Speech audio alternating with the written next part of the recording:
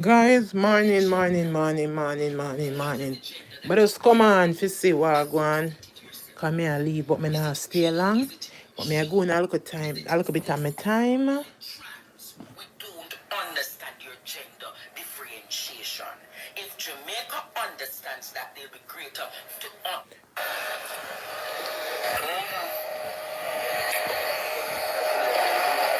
tonight. Nah, Malka, Raga, go chat up the things there. I remember saying that color of sell the rose them. So all I know when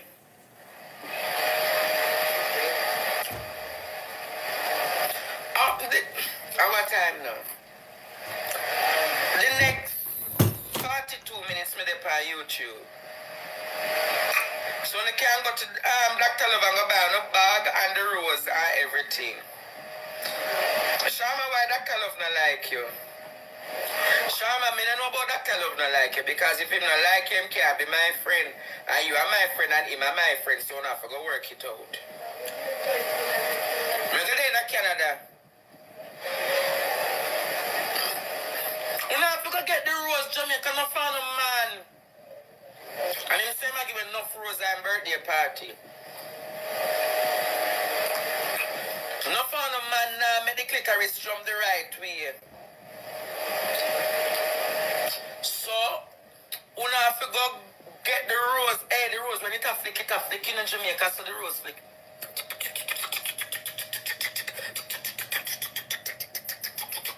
And that's how the rose are going.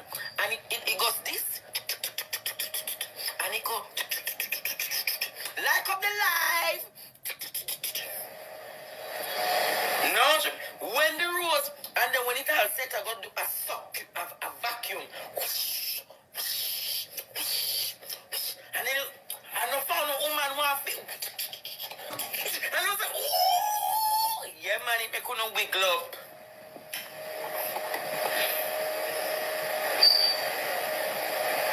Oh, me know, me not see that color of the pan live, I use the rose. I see how much motions it get in her. That, me not in them the business, you know. But me see me use the rose and I show them how the rose go in the different shape also. And then, yes, Jamaica. And it do this something too. It do this something. And sorry, Jamaica, me I eat my put me I eat nothing else. And Jamaica, me see one little creature. Go them there on YouTube, I come talk about Andre Montana, white and me this and me that and me reality. Me not get in an argument with commoners, you know.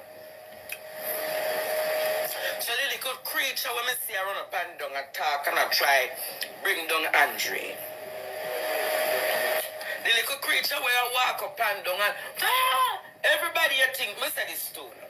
Little creature, you know yourself. Because me not gain a relevance, you know, because from these people have said me, oh, Andre, the little creature said this and that about you. Let me tell you that, little creature.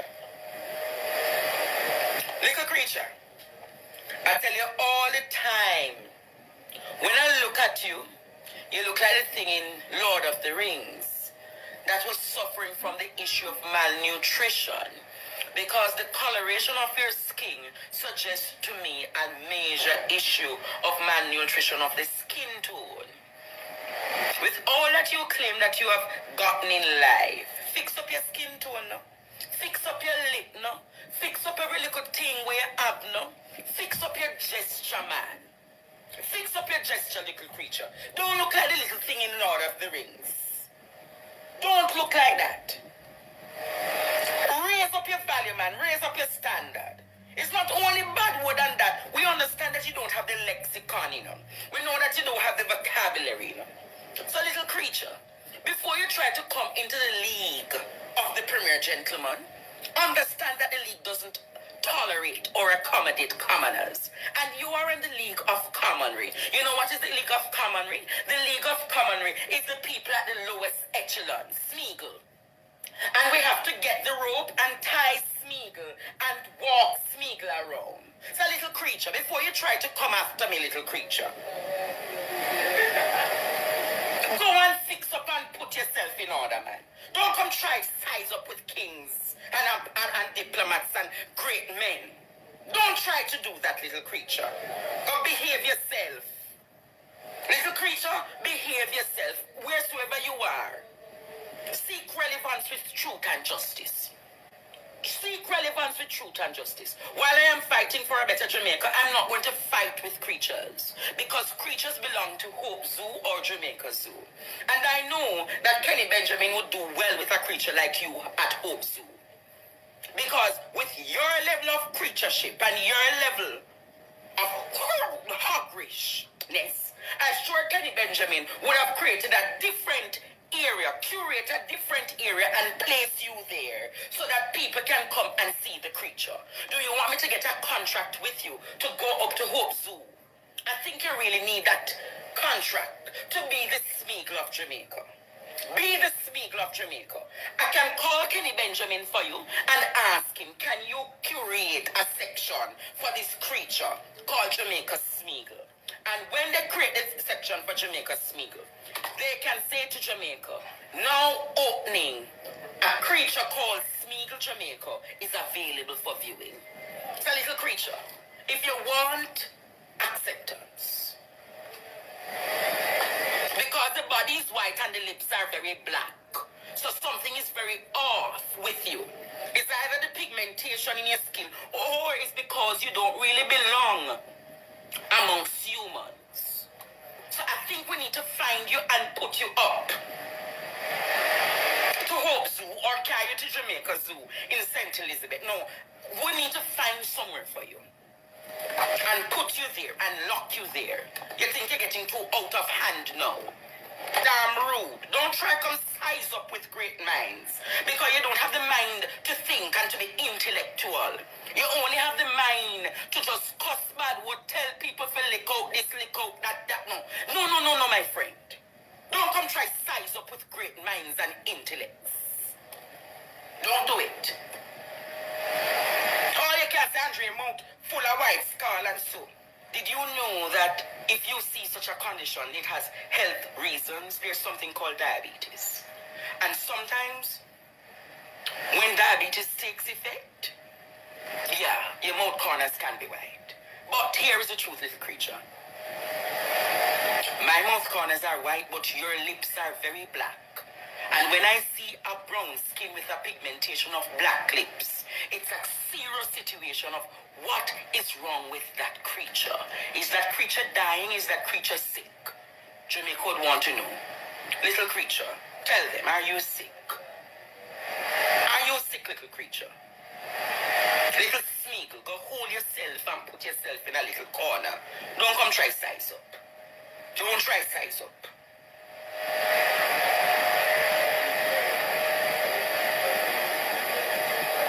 Don't try size up.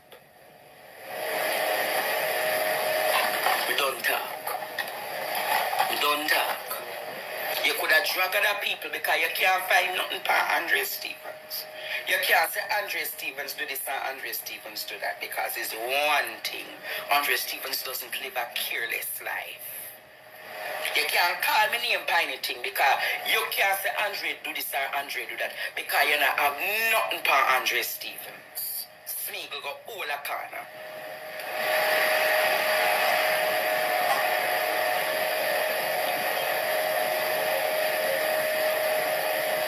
We don't talk tonight, Jamaica. We don't even call your name, Smeagol. We don't even call your name. And that is how we deal with people who don't understand the concept of when they go low, we go high. And we don't even understand your gender. We understand the sex that you are, but we don't understand the gender. And you see, I say something and you might not. What do you mean by sex versus gender? You understand where I'm coming from, Jamaica? We might understand the sex you are, but we don't understand your gender. The gender differentiation is very important. We don't understand your gender. let Jamaica understand your gender specification. I never ask about the sex you are, I ask about the gender. What is the gender that you associated yourself with? Is it he? Is it she?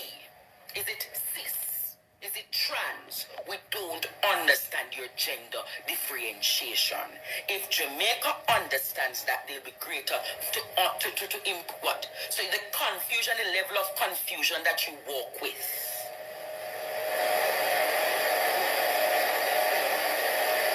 All right? So go focus on that. Are you a she? Are you a him? Are you what we don't know?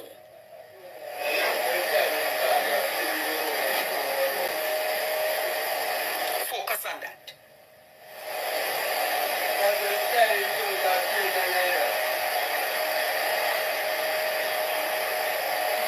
See, a lot of people confused. We're only talking about sex versus gender. Yeah, man. So when you come after me, make we have intellectual discourse. I mean, I have no time for every to just a cuss bad word and this and that. Raise your standard, man. I don't want to see one day you sit down and have a discourse or sit down and talk without using an expletive. If you can do that, I will be the first to commend you. I will raise your standard from creatureship to humanship. If you can raise that level of your standard.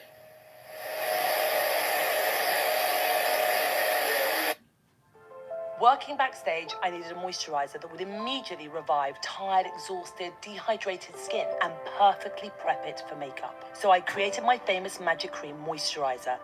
Shop now at charlottetilbury.com.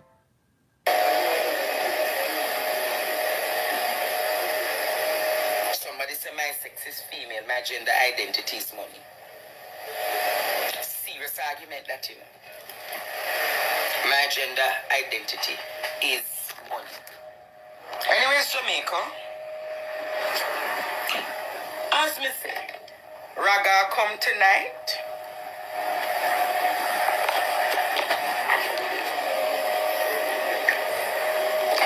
Raga I come tonight. Raga I come tonight, Jamaica. Wanna see how much clothes me have? And no clothes me need to go find out what me I wear tonight for Mr. Raga show.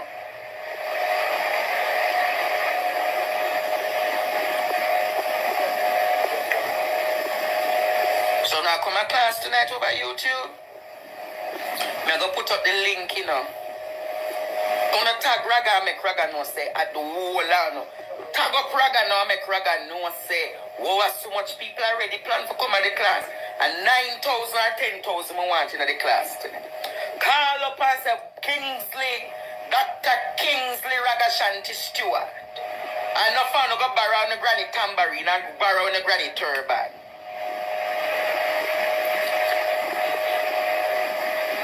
At 30 minutes time, I come up here and play this. Come tonight, students. Tag up him, no man. Tag him up, then make me say, so much people.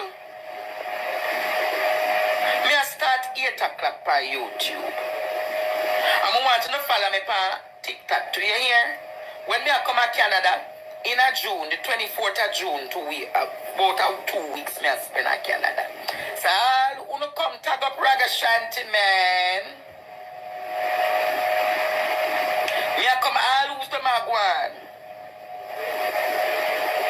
I'll make sure they come in an offering tonight. The ear need for doing it. Soon come a New York, my friends. Soon come travel and tour the world. Me I go there China in a meet and greet. My phone them charge up already. Oh, my TikTok name, I am Andre Stevens. Also, my TikTok name, I am Andre Stevens. Come for bless up this zeal.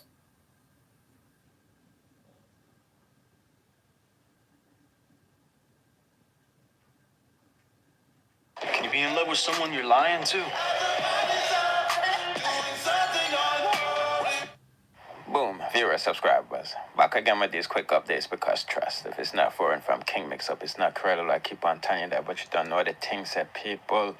What's up on itself on that weekend, but I gotta come and give you the bugger. Listen, man, saying there's a whole lot because Cheese just released the voice notes between she and Vani, because Vani was about to expose, how everybody is doing her dirty in this situation with the sponsor and things, you know what I mean? Ah, boy. But before we get into that, we have a few more topics we need to discuss. So with that being said, let's get straight into it. Okay, people, Popcorn revealed to the world that he's still dating Cheyenne.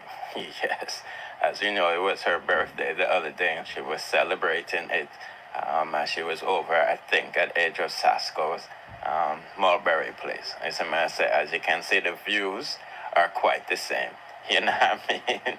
But now I can tell you no lie, people. I don't know what this contract with Popcorn and Tony and have going on, More than likely, he's trying to break her into the music business because, he's leaving Drake's record label and him have to start him on, I think.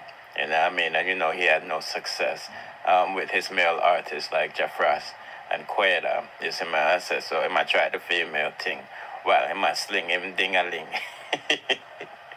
Boy, oh boy, oh boy. So who is this person that people are saying that Popcorn is dating? Well, I did some investigation and I know that she's a lawyer, you feel what I'm saying? So Popcorn is not dating yam heads out here, you feel me? Because you know what them I was saying that I'll be a yam head there with Popcorn and all of these things. You see me? I say, well, this one beats the bar, or made the bar, I should say, you feel what I mean? As you can see, that's Adrian Sasko's place, you see me? I say, and there's no denying that they are there together, you see me? I would tell them this. My industry insider, how should I say this, was anticipating this move. Hey guys. And Popcorn made it come true, you see me? I say. So I'm putting out the comment section what I think about that. I will say this, if they are indeed together, she is not like the rest. Because we're seeing some of Popcorn exes come out with their, and I blast them. You see me, I say left, right, and center. But I'm not going to lie. She's a very beautiful woman, you know what I mean? Big up yourself, Popcorn, and happy birthday, Cheyenne. Okay, people, quick update on Everybody Killer. Yes, EBK stands for Everybody Killer. Yes, and that's Nas's name. Boy, oh boy, oh boy, them type of name is not good to have in front of the judge, because, them not going to reference you by your government name, which is Nasir Valenzuela. You see, but nevertheless, it's alleged that he killed and shot a man in Manhattan in February, you see, and I'm just sitting judge today for that today, and he pled not guilty, as you can see. These are the charges against him, murder with intention, and obviously loaded firearm and all of this stuff. You know what I mean?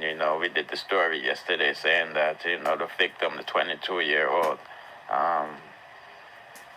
how should I say this? They knew each other, you feel me?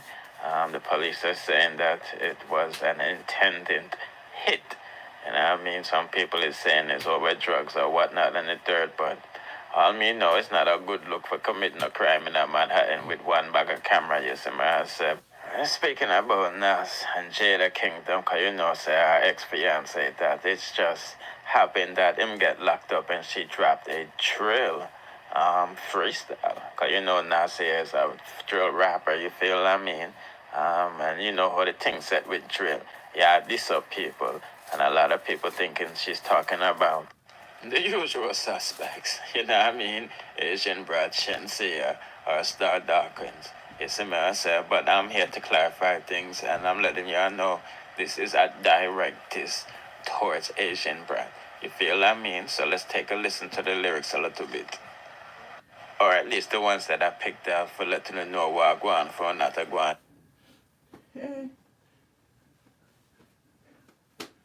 No, sir.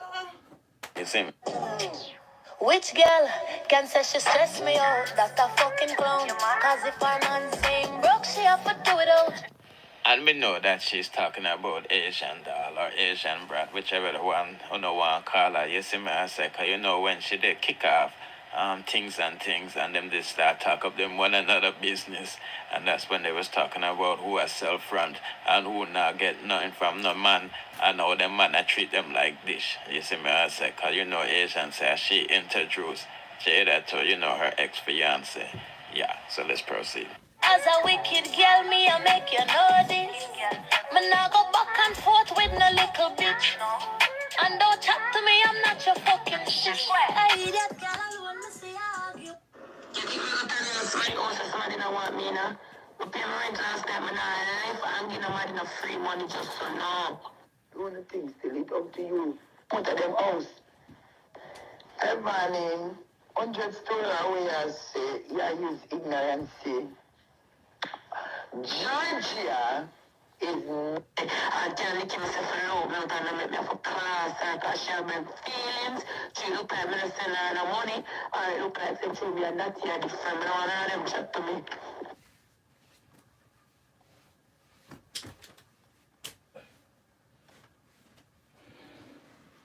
Because not the government. Oh my outside the fire. See them want to scam me and take how much money from me. I'm tell them some of the them. And then Tamika brother telling me so me call police. Right now, I'm not care.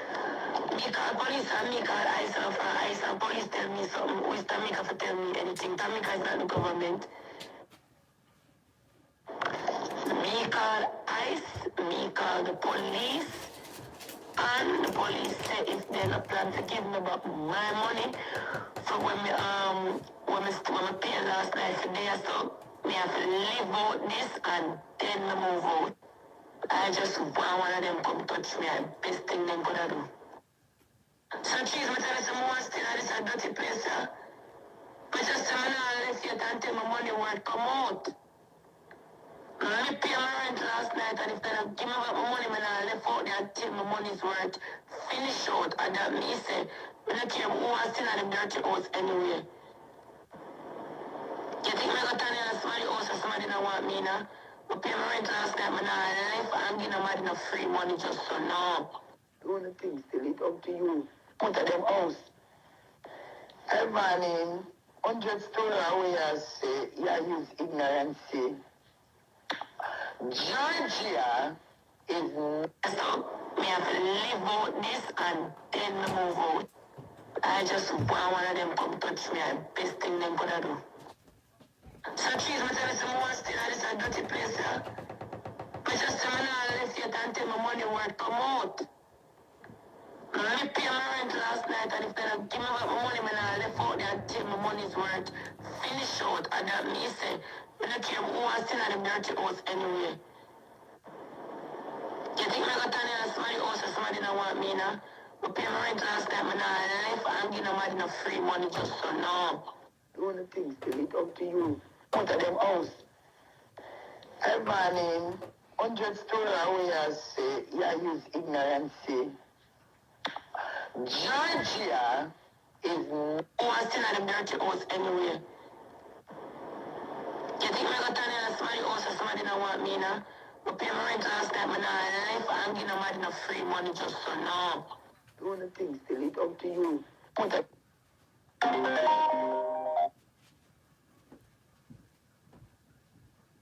planning 100 story away as say, yeah, use ignorance. Georgia is not a sanctuary state. New York is a sanctuary state. You can do those things in New York. The woman will receive you when nobody no want to receive you. Say nobody not tell you, I mean not tell you for curse you. But you see where I say don't interrupt. I tell you what come at you. You see me? The woman is a military soldier. The woman is a big time government worker. You understand? That woman can pull strings and get your name messed up. Me, I tell you, as a bigger person, keep your name clean. Come out of the people in house. You don't need to, you shouldn't even go call for one. Somebody help you. You don't need to call police. They don't want you there. You leave them place. You can go in a Airbnb and you go and stay till they get somewhere. Girl, What if worse come to worse and the woman pull strings? You are at see them house, you know. Them know where you there, you know. Them can send whoever, like immigration or whatever problem, even though the lady say you should give fair address. The woman are gonna take off her name off of the paper now. Who is going to be your affidavit? Who are gonna be affidavit? Think, come out of the woman's house, you still go under her name and just live. Just come out of them house. That's all you tell you, come out of them house. Ivan, you come like you not see life, right? Or true, you're young and you believe say, oh, a lot of people love you and it no matter what, you're not gonna go down. Girl, you are losing a lot of people that love you also. With this type of carry-on, we are carry-on. You get what I say? Be the smarter one. They don't want you there no more. Come out. The house is not your house. That's all they say. I said, don't you're being rude. You're being disrespectful. For somebody where you can reach out to and say, Mama, do this seminar, maybe I get it done same time, but we do it. You can't deal with people like that. That means you're not appreciative of nothing that people do for you, Ivani. And that is not good. I like people that is appreciative, and you are not a person that's appreciative. That is what I glance for from you. You see me? I say, girl, all I say to you is, come out of the people and ask the people and why you're out. Me not say nothing. The only reason why that he said when he said to you is because of when he hear. You get me? When I get up alive, I call you and I tell you, say, come out. You don't care. You don't care. Then afterwards, you have to call the people and I try to talk about things. I man, you sick. You're bipolar. Girl, you need to shake up yourself because you come in America, you come to America to change your life, they say you change. This is not change, this is getting worse. That somebody will go all out for you, will get you out of jails, lock up, should say. You should have never ever think for evil company internet. Think that people not hurt me. People hurt me. But not everybody make a company internet for. It's not everybody make a company internet for. You see me? Not even when she do when you come and you explain to the woman. You shouldn't even mention the woman name. None at all. None at all. You see me? When you just class not here, no say it at yeah, not at it. The woman have feelings, the woman have no lose. The woman sorry how she help you. You can't make people feel so. If you make people proud of your Ivani, proud like Jaja, right, this way me don't regret nothing. I never made day to make people have with you. Girl, you need to shake up if nobody not tell you. Me, I go tell you if you want vex, you vex. Your life is about incomplete until you shake up. You see me? When you shake up, you complete your mission. And I ask guys because he's a nice person, but you're crazy.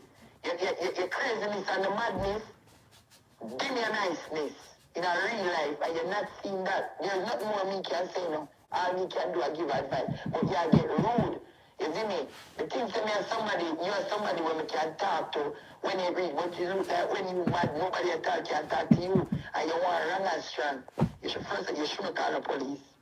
You know them here, they help you out, they say pay your rent, alright, you didn't say you're not going to pay the rent, you're going to rent somewhere else. You move out, you come out of them house. And you come out of them house and that, you're good. Isn't it? No more me can't say, man. She's your bird, no fuck too. You come like say you're afraid of a woman, tell a woman a soldier. The woman I want me in her house. Me don't want to stay in that dirty house at night. You talk about come out. Tell them to run back my money when we give them last night. Then simple. You can't come from ice. No matter nobody trick you, you cannot come from ice now. You can't come from ice now, baby. If you come from the police station, you can't come from ice now. You could tell somebody that we don't know nothing about ice. Ice, you have to make an appointment to go to. Today is Friday. You can't just in a problem around go to ice. You know what you do? When you call ice name, and the ice deal with domestic dispute, yeah. Ice not deal with civil matter. Ice not deal with them something there. Ice deal with immigrants. You see me? So every time you say I use ice, I use the wrong term. It's not ice you go to the police, then I go to. You see me? You can't go to ice with them got a problem. The ice are going to detain you. And that me I tell you, Ivan, be careful of where you're doing, girl. All me I tell you, say, be careful of where you're doing, because you're mad enough. You're not seeing nothing at all where you're doing. You know when you're going to see? When the damage create. Yeah. Avani, don't come out. Stay in there. Stay in there, Avani. Stay in there. My case is closed. So here one now. I have no more to say. So when I have to say already, but I say, sorry, Avani, for telling them. No, go down the road in them. Use police. Fight them, Avani, with police. I have a win. She's of a valid I point. try to talk with people. Cheese milk like me, I eat that. I hear from them, you know, so I dip on your friend them side, you know. They never know for me. So I appreciate what. But I'm going to care what you want to say that cheese. I don't business what you want to say. I hear type of friend them, just so you keep them. Me class people and call back people and I want to talk back to people. Yeah, idiot. Them a feed me. Them a clothe me. Them a put money in my pocket. I mean, I call back people and talk to people. I mean, I pay my owner into it, so. No come free, so. When Tamika tell me I'm going to wear any clothes in there, I'm wear them and then the same girl I could take off her clothes and wear clothes them. Why she not tell her that when she has set me up? I want to in-line like her, she not in-line a big argument. When I talk about me call back. I Tamika ring on my phone, I'm going to tell her I'm going to fuck up and to stop calling my phone. When my money, I'm going to leave the place. Or me a standing here, tear the rent down, and that me say. I'm in a business, but this way a man was say. First thing first, I'm a people when you come in your life for every turn out to say them every day. Like, come on, I think me an idiot, I think me don't know say that to me, I don't. Here, man.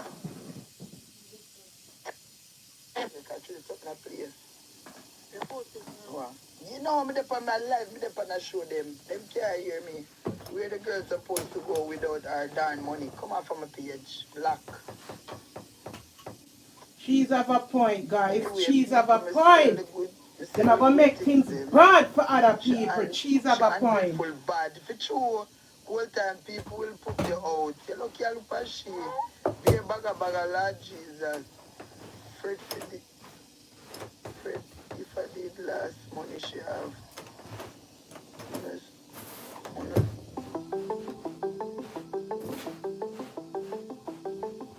Welcome to Paul Foreman.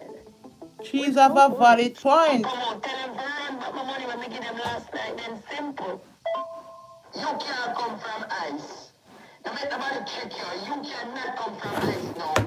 You can't come from ice now, baby. If you come from the police station, you can't come from ice now. You can tell somebody that we don't know nothing about ice. Ice, you have to make an appointment to go to. Today is Friday. You can't just in a problem around go to ice. You know what you do? When you call ice name, and the ice deal with domestic dispute here. Ice not deal with civil matter. Ice not deal with them something there. Ice deal with immigrants. We, you see me, so every time you say I use ice, I use the wrong term. It's not ice you go to the police they go to. You see me? You can't go to ICE with them got a problem. The ICE are going to detain you. And that me I tell you, I'm be careful of where you do, girl. All me I tell you, say, be careful of where you do, because you're mad enough. You're not seeing nothing at all where you do, you know. You know when you're going to see? When the damage creates. Yeah. Ivani, don't come out. Stay in there. Stay in there, Ivani. Stay in there. My case is closed. So here one now. I have no more to say. So when I have to say already, but I say, sorry, Ivani, for telling them. No, go down the road with them. Use police. Fight them, Ivani, with police. I have a win.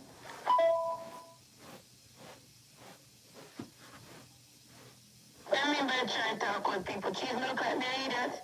I hear from them, you know, so I dip on your friend them side, you know. They never know for me. So I appreciate what. But I'm going to care what you want to say that cheese. I don't business what you want to say. I hear type of friend them, just so you keep them. Me class people and call back people and I want to talk back to people. Yeah, idiot. Them a feed me. Them a clothe me. Them a put money in my pocket. I mean by call back people and talk to people. I mean I pay my owner into it, so. No come free, so. When Tamika tell me I'm going to wear any clothes in there, I'm wear them and then the same girl I could take off her clothes and wear clothes them. Why she not tell her that when she has set me up, I want to in-line like her, she not in-line a big argument. When I talk about me call back. And Tamika ring on my phone, I'm going to tell her I'm going to fuck up and to stop calling my phone. When my money, I'm going to leave the place. Or me a standing here, tear the rent down, and that me say. I'm in a business, but this way a man was say. First thing first, I'm a people when you come in your life for every turn out to say them every day. Like, come on, I think me an idiot, I think me don't know say that to no one. Here, Max.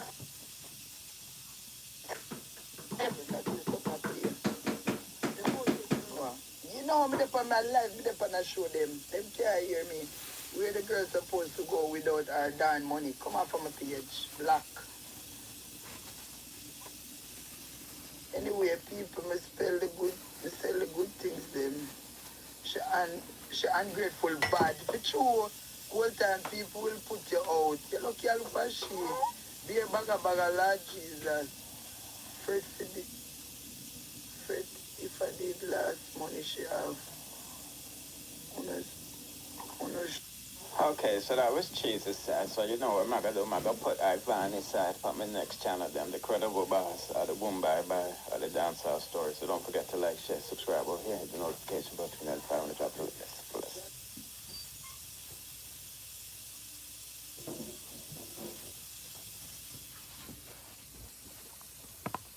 With the Budget One Smart Home Collection, you can Boy, program your guys, smart window treatments to fit your may I tell you the lifestyle. truth, Your say, motorized window.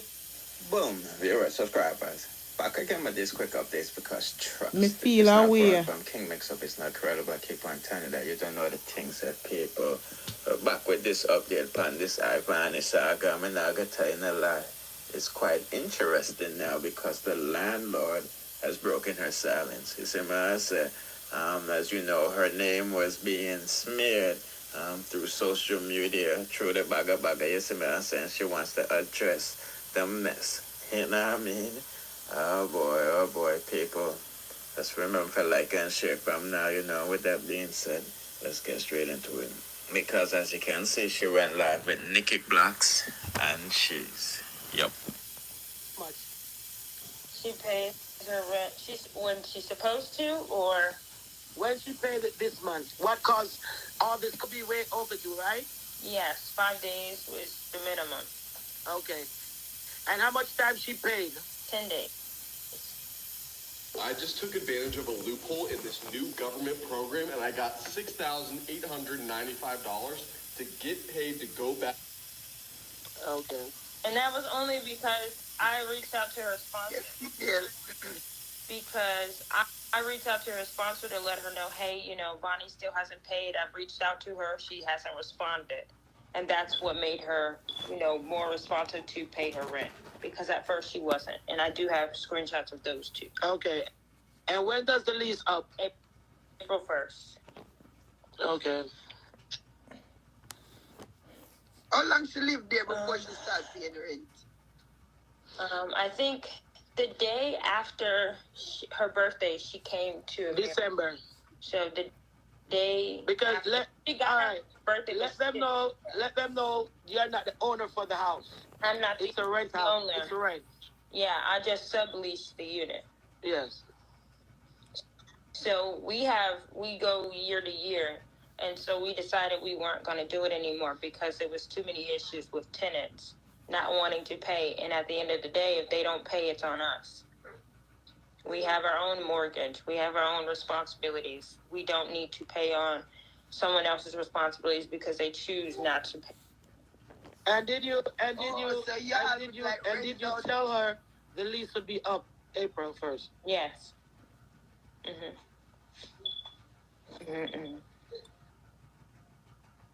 But I didn't get this though.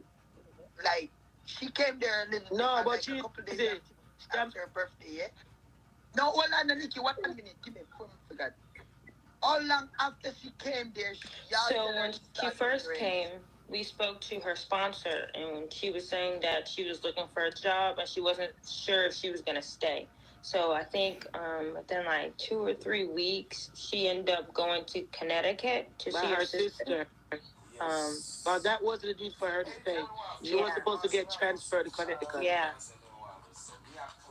Yeah, so that means that like 3 weeks after she stayed there, y'all tell her she has not paying rent. So in the beginning, we were saying that she would have to pay rent. Not until she decided that she wanted to stay. Yeah. In the beginning, y'all tell her. So in the beginning, we talked about rent, but she said that she wasn't sure. She wasn't going to be staying. She was going to be going to Connecticut to live with her family. Hold up. 1 minute. What's your name? My bad. What's your name? Elizabeth. I'm going to say Beth. All right. Beth, listen. Y'all tell this girl that you will have to be paying rent at a certain time. Not as you just come, but after she pick up and catch herself. When I spoke to her about rent. Okay. And Ivan, hold on a bit, please. And Ivan come on the internet and making it seem as if just because she start making. Did you know that Google is the first place shoppers look for new products? In just a few steps, you can add your products to start reaching shoppers on search. Money. But listen, cheese. But listen, cheese. Well, I don't Nikki 1 minute. Ivan, listen. I don't know why you incite your followers and the people that will love you to make. I don't. To be honest, it is really puzzling because you don't see what all of this because at the end of the day, Mama, you make sure ask her if fit them place. I don't fit them place.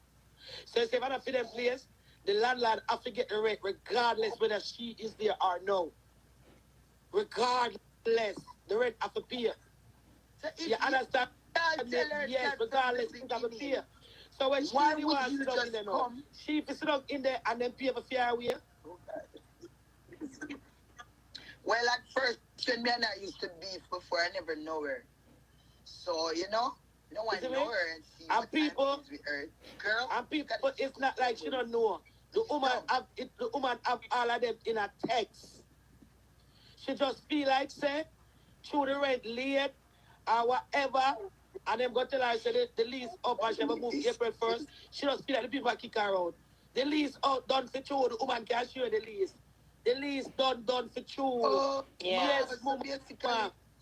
I remember I know all our cheese. It's when you come on the internet make nice. The rent never pay yet, you know. No. But you come and start with the nice boss, you know. She's done it twice. But listen, Ivan don't understand. Say America, you. So she didn't pay all at once. If you don't want to pay all at once, she paid $400 one day. I think the day that she came on talking about the dogs. And then the next day she paid the remaining balance. She said that she couldn't get more money out and that the PayPal wasn't working and she would have to wait till later on the next day.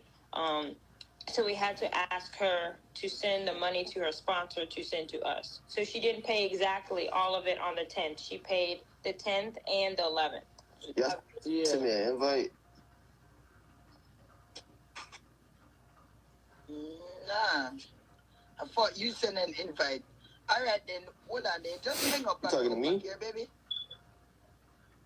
Yeah, I know who I am. Back. I cheated like a boyfriend. No. Hey, guys, so look, I'm in Houston, don't know a soul, right? And this is what I tell y'all to do, right? You literally, and I'm going to call them right here. First step, right? This is so funny. Come here. Let me show you. Nah, nobody, Mama. You got to come back, Papi. All right. You got to come back, Papi, please. No, nobody, Mama. All right. Yeah. All right, so she feel like, no, the people them just take her money and not put her out. No, the lease up. Yes. So we're not evicting her. We're not making her leave. I didn't even know about all this social media stuff until 2 days ago. I'm not really on there for that information. What I do is I do motivation talks to help people, and then I get off and go about my business. So I was told by a friend that she made posts, not even my family, and they knew about it, but they knew, like, you know, she don't really care about that stuff. But when I started to hear what she was saying, because I was investigating yesterday on, like, YouTube, looking at these videos, like, I'm like, she's insane. Like, what is she talking about? That's not even nowhere near clear to be true. And so I spoke to my husband. He said that, you know what, you do need to say something, because at this point, it's getting bad. You know, she's making up all these crazy rumors. And so I said I was going to speak up today and say something, because that is not true. And I wouldn't do that. I wouldn't want someone to do it to me. So why would I do it to you? What do I gain from you? You have to go on social media every single day to beg somebody for money to pay for your bills. Why would I want to do that to you? You're already doing enough work to me. And you got your own business. Yeah, I even gave her a job. when she said that she was thinking about staying because something happened between her and her sister, when I took her to the immigration office, I said, you know, I gave her a job opportunity. She went for 1 day and she never came back. She said, oh, when I was in Jamaica, I used to do Airbnbs and I used to clean and I used to do this. When she cleaned the property, it didn't seem like she did anything. She left a pillowcase off the pillow and told me the bed was completed. So I know she was lying. Then she told me that she never told me that there was any issues that she had with people. You could have put my children in a safety hazard because I carry my children with me. So that could have been a problem. You know, not just that. On top of that, you're talking lies about us like we haven't helped you. If anything, I've been there 24/7 to make sure you're okay. I check on you almost every day to make sure you're good because you told me you had a hard time with everything and you've been through a lot. I didn't even know half of the stuff you was doing in Jamaica. So, she can do whatever she chooses, but April 1st, our landlord and I agreed that we're not doing it anymore, and she has to go. She just go. So let me tell the woman the lease up. And the woman have the text where she takes. So hold on, so she's not. I was told that she's staying in an Airbnb, so I'm not sure where she is. But her stuff is still at the house. So on the 1st, if we say we're not coming back and the police come, they're going to throw her stuff out. So I don't want that to happen either. So all she needs to do is just, by the 1st, just find a location and then we... That's all she have to do. Yeah, but got at least up, mama. She just upset. Some people she just upset of the late fee. And everybody has to pay late fees. Don't buy solar panels. Seriously. There is a very good reason why we're saying this. If you're thinking about buying solar panels, don't. The U.S. government will literally buy them for you if you take 60 seconds to answer a few questions below. Hi there. If you are a homeowner in America and you wouldn't mind saving a couple $1,000s on your electricity bill this year, then you're really going to love what the U.S. government has just announced. You see, a few days ago, the U.S. government really... Yeah. Hi, guys. Another issue is that if you don't pay your light bill, right, they'll cut it off. And then you have a charge to turn it back on. Well, everybody paid their light bill but one tenant. I'm not going to pay the light bill for everybody. I'm not going to do that. So everybody is responsible, because we're all adults, to pay their rent. She said, oh, and then the lights turn off. Well, you didn't pay your utility bill and everybody else did. So they're not going to hold it just because you paid your portion and everybody else didn't. So the light cut off one day and she got upset. She was like, why the light off? I said, because you didn't pay your portion. Then she told me, she texted me, said, oh, you know, I don't need to pay for the utility because I got Wi-Fi on my phone now. So I said, okay. My sister said she didn't need it. She had Wi-Fi on her phone. We cut it off. Then she texted me, why the Wi-Fi off? I said, because you text me and I screenshotted it that you didn't need it anymore. And my sister didn't need it because she has Wi-Fi on her phone. So we're paying the bill and we don't make you guys pay it. So why are we paying a bill that you said that you don't need? We cut it off. Because who's the one that paid the Wi-Fi bill? We do. Do the tenants pay Wi-Fi? Does the tenants pay Wi-Fi bill? No. Not at all. Not even close. All they pay is their light bill. That's it. We pay for trash. We pay everything else. Just their light bill. Just their light bill. Just their light bill. That's all they pay in their rent. And everything else is on us. She said that she lost her key. I said it's a $25 fee to get a new key. Right? She said, I'm not paying for that. Well, then you just be locked out. I don't know what you want me to do. What you want me to say about that? You need a key. I don't need a key. These are the rules that I told you in the beginning, and you choose not to use the rules. So I don't know what you want me to do. I'm not going to go make you a key and then give you a leniency for one key, and then the next person think they're This gonna be bad for all those other people that coming from Mexico or whatever about it. Won't be bad for them. Just because you went to a detention center and you had to start all over, because many people have to start all over, and they make a good living for themselves. So you're no different from other people. I don't know when this little girl. Mama say, like she never understand where we are going, and all she have to do is ask. She came to the media and just sum up everything in her head, and just start being nice and reach one part where she not for reach. If the people them lead, is that the woman said the body put her out, the lease up, and the woman can show her the text, the lease up. Yep. And she said, "Oh, I'm going to tell my attorney." I said, "Well, you're making it seem to your attorney that we're trying to evict you, and that's not the case. The lease is up on April 1st, 2023. She said, "Oh, I'm going to get my attorney." Tell him. So hold on. Let me ask you a question. When since a criminal lawyer become since a immigration lawyer deal with criminal case, you never know say immigration lawyer take over everything where so they don't. She told me also. Yeah. So why she call a liar? She did say that too. She also said that her attorney told her that you had to have a written document for a lease agreement, which in Georgia you do not. If you have lived in a facility or a location for more than 30 days, you are a tenant. They have to evict you if they want you to leave, which is true. You do not have to have a physical document that states that you are a tenant because you've lived there longer than 30 days. So you can have a verbal agreement. She also stated that her attorney said that that was false. I said I screenshotted her to proof, and the Georgia Gwinnett information of what you can do and what you can't do. And she was like, "No, I'm gonna sue you, and you have to evict me, and you can do whatever you want, but the lease is up this day. I'm not extending it, and I'm not paying for anything else. Simple." So, I'm gonna deal with you. I'm at the police station now. Well, the police station only handles certain cases, and that's not one of them. So, that's not true. Mama, the lease up. You put the lease up. Did you know that Google is the first place shoppers look for new products? In just a few steps, you can add your products to start reaching shoppers on search. Things went bad for some people that coming about them want asylum. It a get worse. The asylum thing. Watch. I didn't even know about Watch, this stuff guys. on social media for her to even get the idea that we were going to evict her or that we wanted her out until recently, and then I still didn't act on it until today.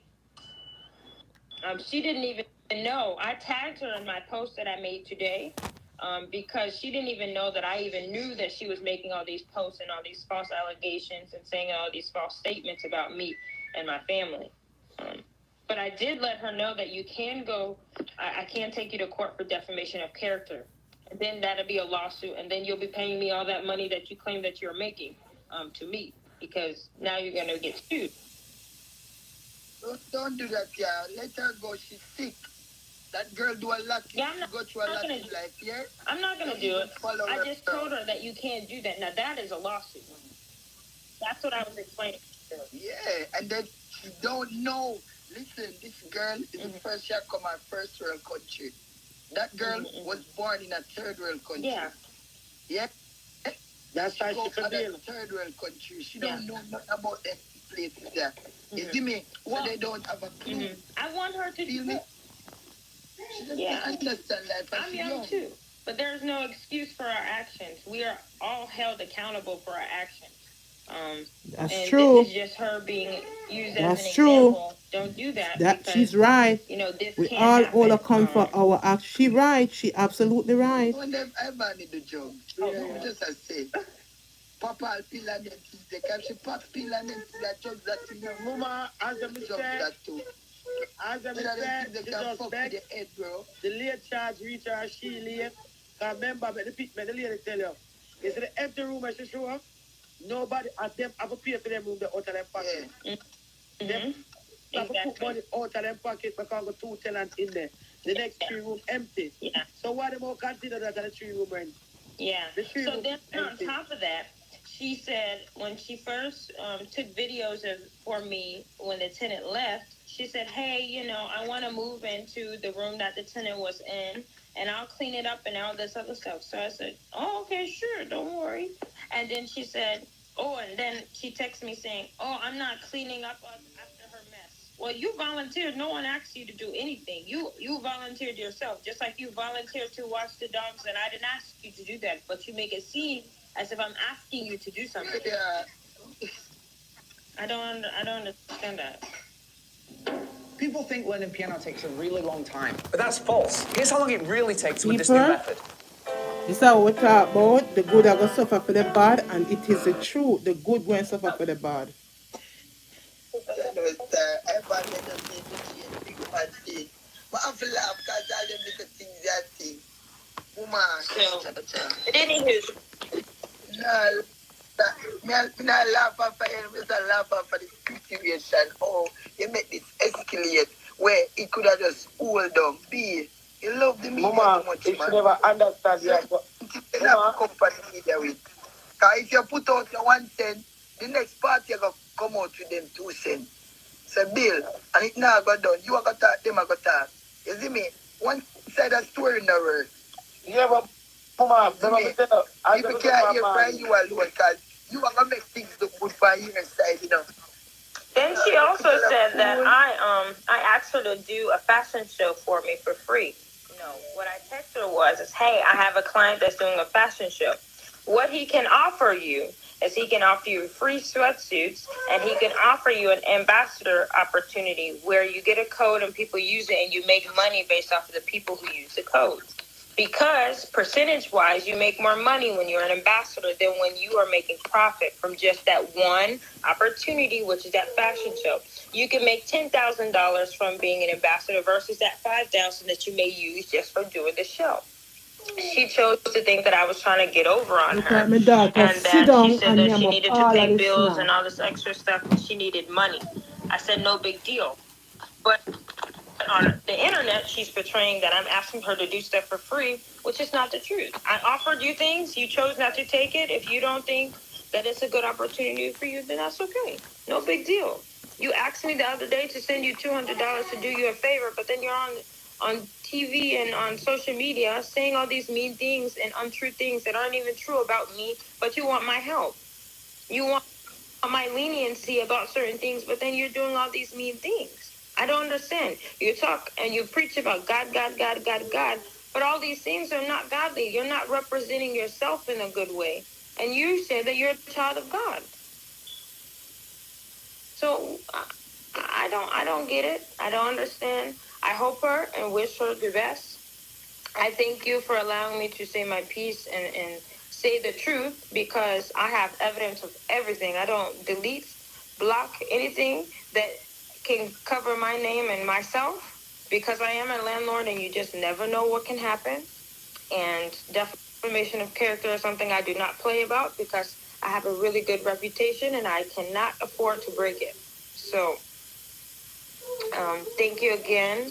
And if you need anything else, you just shoot me a text. Okay. No, baby.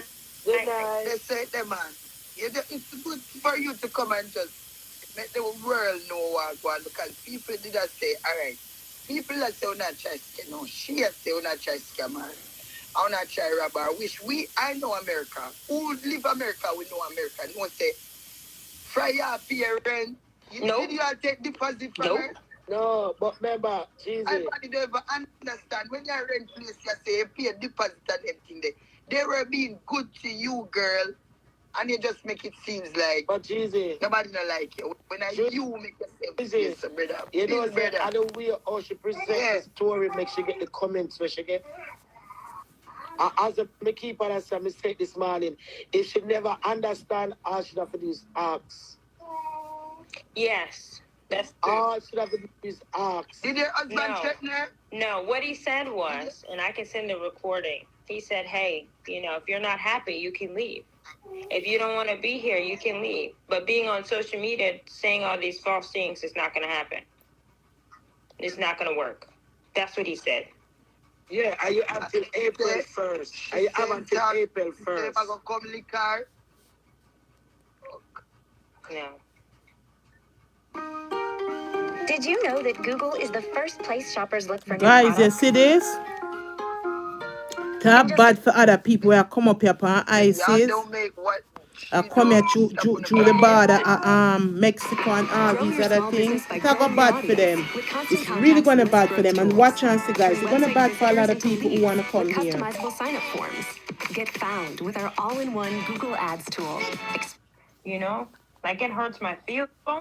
Hey guys, let me show you something. It's gonna really If you bad have a for meter them. like this on the side of your house and pay $99 per month, This girl talking about me, saying that I did her wrong and that I'm scamming her. Scamming you? What is a scam is that you're up here talking to this girl that you just had all this to say about her, made me make her leave because all of the things that you were telling me that she was doing. And that's a no-no on the property because anything that happens in that property falls on us. Our name is on the lease.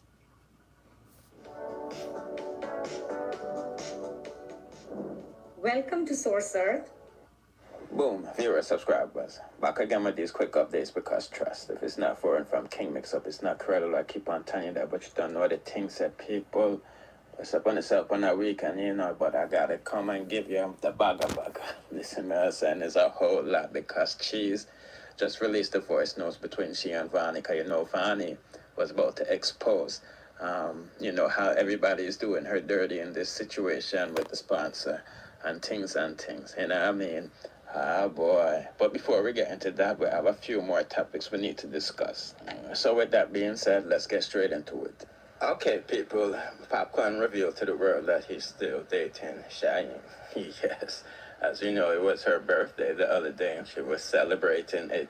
And she was over, I think, at Edge of Sasko's Mulberry Place. As a man said, as you can see, the views are quite the same. You know what I mean? I'm not gonna tell you no lie, people. I don't know what this contract with Popcorn and Tony and have going on, you know. More than likely, he's trying to...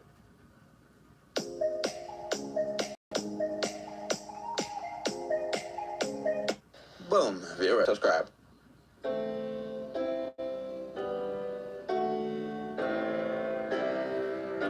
Boom, viewers. What if your ovarian cancer was caused by a product you always trusted? Your daily use of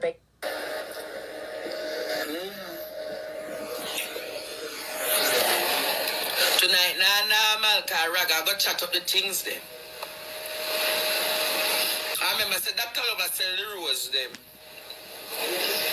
So all I know when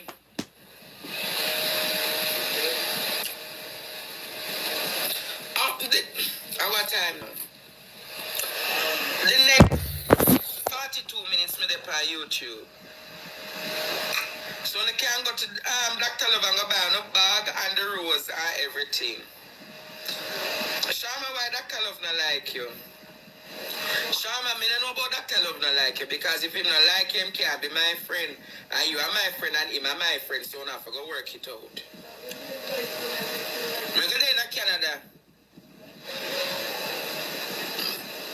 You have to go get the rose, Jamaica, no found a man. And him say I give enough rose and birthday party. How much life insurance can I get without a medical exam? How does up to $150,000? No found a man now, make the clitoris drum the right way. So, you have to go get the rose. Hey, the rose, when it a flick in Jamaica, so the rose flick.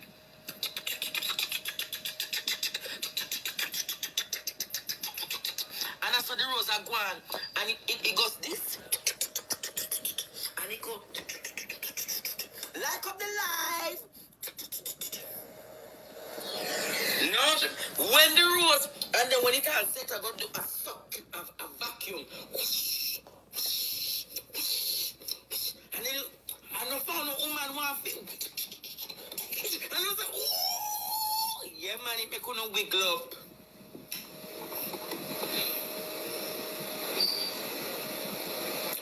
Oh, me know see that I love the pan live, I use the rose. I see how much motions it get in there. Yeah, me know in them the business, you know. But me see me use the rose and I show them how the rose go in a the different shape also. And then, yes, Jamaica. And it do this something too. It do this something. When you are free, you need to talk. Sorry, Jamaica. Me I eat my put me I eat nothing else. Good morning to you. And Jamaica. How are you Little doing? creature. Go them there on YouTube I come talk about Andre Montcana white and me Please, this when you and are me free, that and me you call reality. me, make we talk. Me not get in an argument with commoners, you know.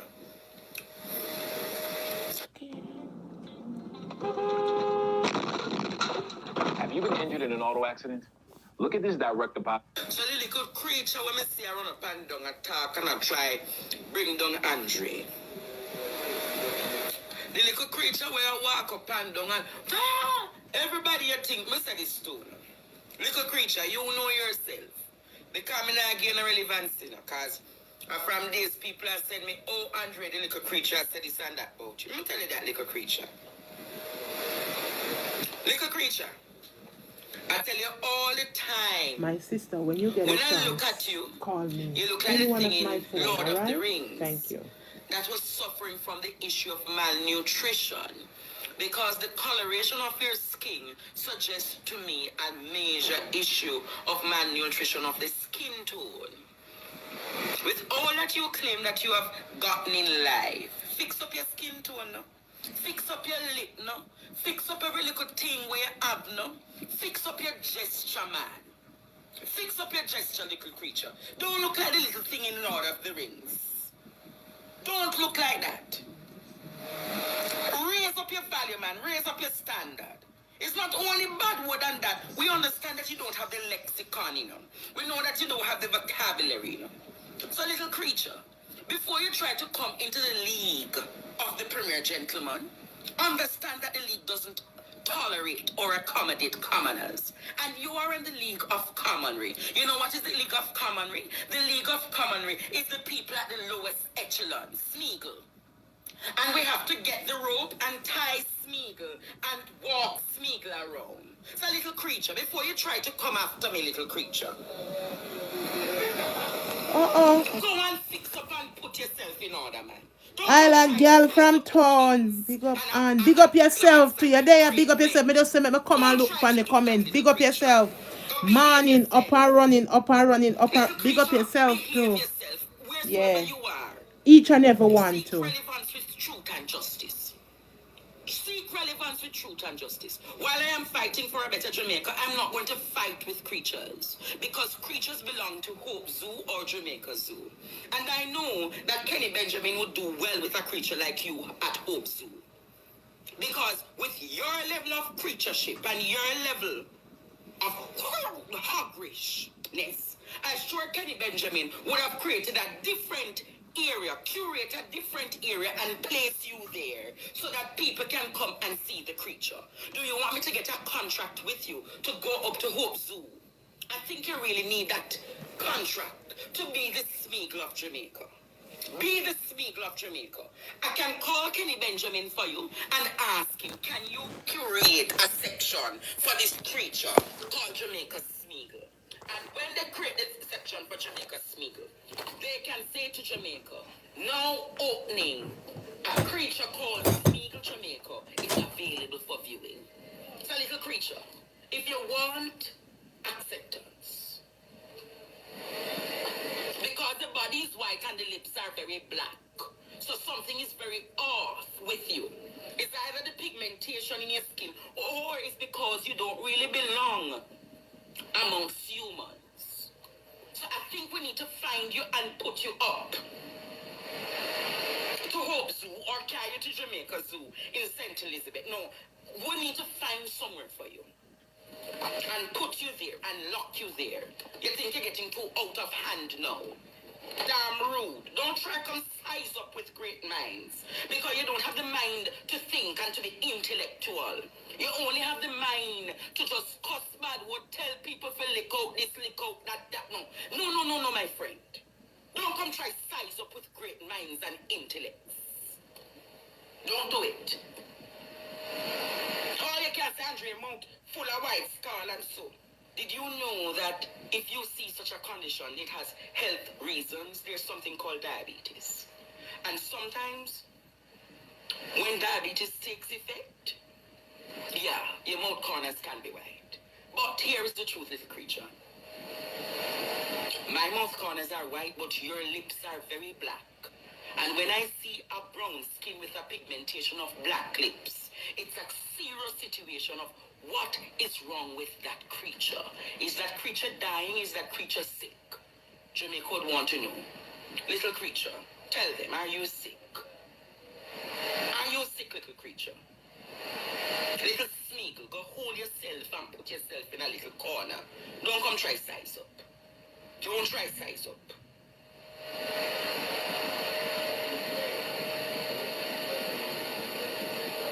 Don't try size up.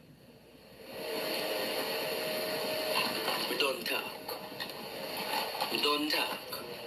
You could have dragged other people because you can't find nothing for Andre Stevens. You can't say Andre Stevens do this and Andre Stevens do that because it's one thing. Andre Stevens doesn't live a careless life. You can't call me name by anything because you can't say Andre do this or Andre do that because you don't have nothing for Andre Stevens. Smeagol go all a corner.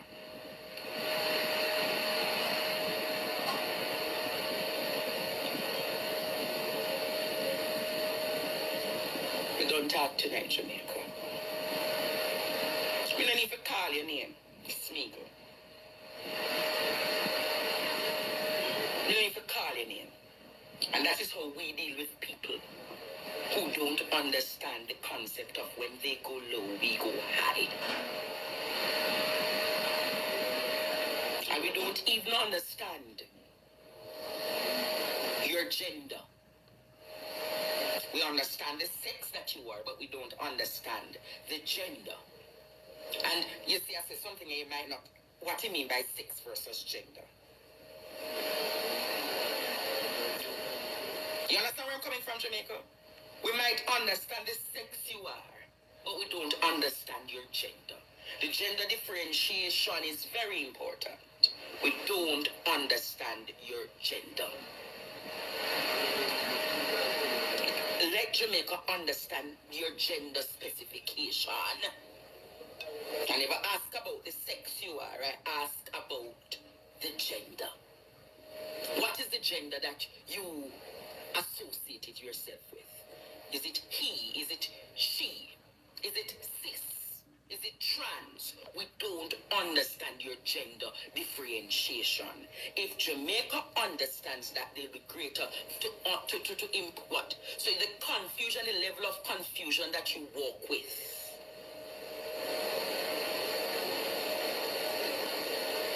All right? So go focus on that. Are you a she? Are you a him? Are you what we don't know?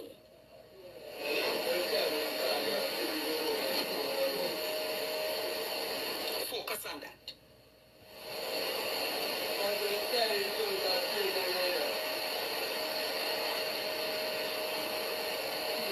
See? A lot of people confused. We're Andre talking about sex versus gender. Yeah, man. So when you come after me, make we have intellectual discourse. I have no time for me to just a cuss bad word and this and that. Raise your standard, man. I don't want to see one day you sit down and have a discourse or sit down and talk without using an expletive. If you can do that, I will be the first to commend you. I will raise your standard from creatureship to humanship. If you can raise that level of your standard.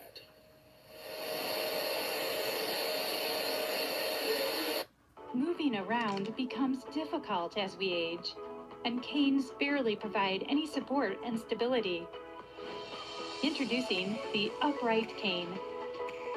Equipped with a secondary handle, upright cane assists in standing up as well as sitting down. Equipped with a LED flashlight and a built-in emergency alarm system. It also has a 360-degree 4-prong base, so unlike regular canes that may fall, the upright cane can stand on its own. Right now, buy one upright cane and get a second cane for free. A portion of all proceeds go to Get a Cane, Keep America Moving. Don't be dependent. Take charge of your life today. The Upright Cane. Order yours now at uprightcane.com.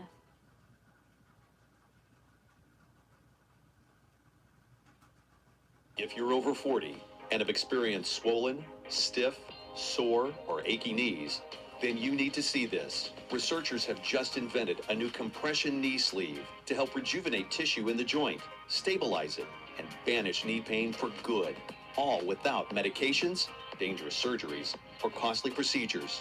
More than 100,000 men and women have already used this incredible knee sleeve to completely give up their cortisone shots and physical therapy sessions in less than a month. The researchers also found that this breakthrough sleeve was successful in delaying knee surgery, and in some cases helping outright avoid it thanks to its advanced recovery technology. The fascinating part is that it offers the support of a knee brace with the flexibility of a knee sleeve, allowing maximum stabilization, but also increasing nutrient-rich blood flow to the joint, so it can repair, reduce swelling, and I bet you had a new phone drop on the phone. Somebody say my sex is female, my gender identity is male. Serious argument that you know. My gender identity is male. Anyways, Jamaica, as me say, Raga come tonight.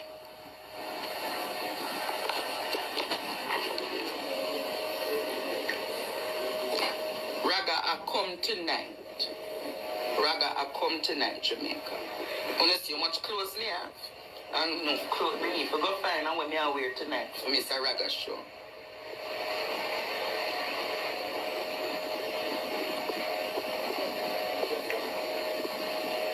So now come to class tonight over YouTube. I'm going to put up the link, you know. I'm going to tag Raga and make Raga know say at the whole ano. You look like the thing in Lord of the Rings that was suffering from the issue of malnutrition, because the coloration of your skin suggests to me a major issue of malnutrition of the skin tone. With all that you claim that you have gotten in life, fix up your skin tone, no? Fix up your lip, no? Fix up every little thing where you have, no? Fix up your gesture, man. Fix up your gesture, little creature. Don't look like the little thing in Lord of the Rings. Don't look like that. Raise up your value, man. Raise up your standard. It's not only bad word than that. We understand that you don't have the lexicon, you know. We know that you don't have the vocabulary, you know. So, little creature, before you try to come into the league of the Premier Gentleman, understand that the league doesn't tolerate or accommodate commoners. And you are in the League of Commonry. You know what is the League of Commonry? The League of Commonry is the people at the lowest echelon, Smeagol. And we have to get the rope and tie Smeagol and walk Smeagol around. So, little creature, before you try to come after me, little creature, go and fix up and put yourself in order, man. Don't come try to size up with kings and diplomats and great men. Don't try to do that, little creature. Go behave yourself. Little creature, behave yourself. Wheresoever you are, seek relevance with truth and justice. Seek relevance with truth and justice. While I am fighting for a better Jamaica, I'm not going to fight with creatures, because creatures belong to Hope Zoo or Jamaica Zoo. And I know that Kenny Benjamin would do well with a creature like you at Hope Zoo. Because with your level of creatureship and your level of hogrishness, I'm sure Kenny Benjamin would have created a different area, curate a different area and place you there so that people can come and see the creature. Do you want me to get a contract with you to go up to Hope Zoo? I think you really need that contract to be the Smeagol of Jamaica. Be the Smeagol of Jamaica. I can call Kenny Benjamin for you and ask him, can you curate a section for this creature called Jamaica Smeagol? And when they create this section for Jamaica Smeagol, they can say to Jamaica, now opening, a creature called Smeagol Jamaica is available for viewing. It's a little creature. If you want acceptance, because the body is white and the lips are very black. So something is very off with you. It's either the pigmentation in your skin or it's because you don't really belong amongst humans.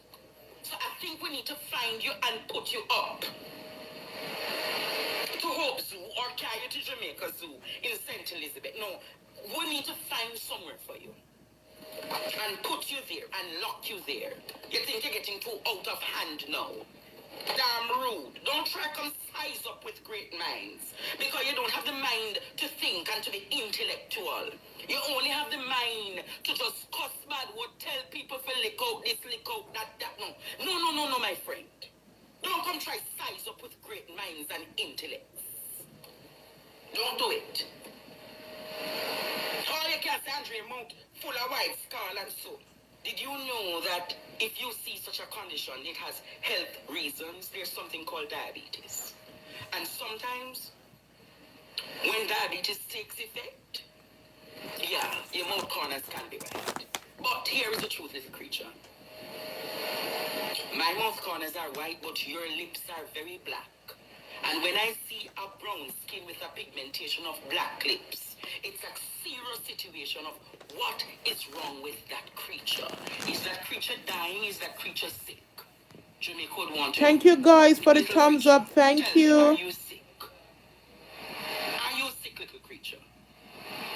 Little Smeagol, go hold yourself and put yourself in a little corner. Don't come try size up. Don't try size up.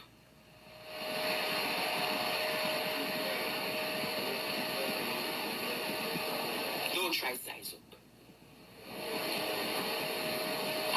Don't talk. Don't talk. You could have dragged other people because you can't find nothing for Andre Stevens. What? You can't say Andre Stevens do this and Andre Stevens do that because it's one thing. Andre Stevens doesn't live a careless life. You can't call me name by anything because you can't say Andre do this or Andre do that because you don't have nothing for Andre Stevens. Smeagol go all a corner.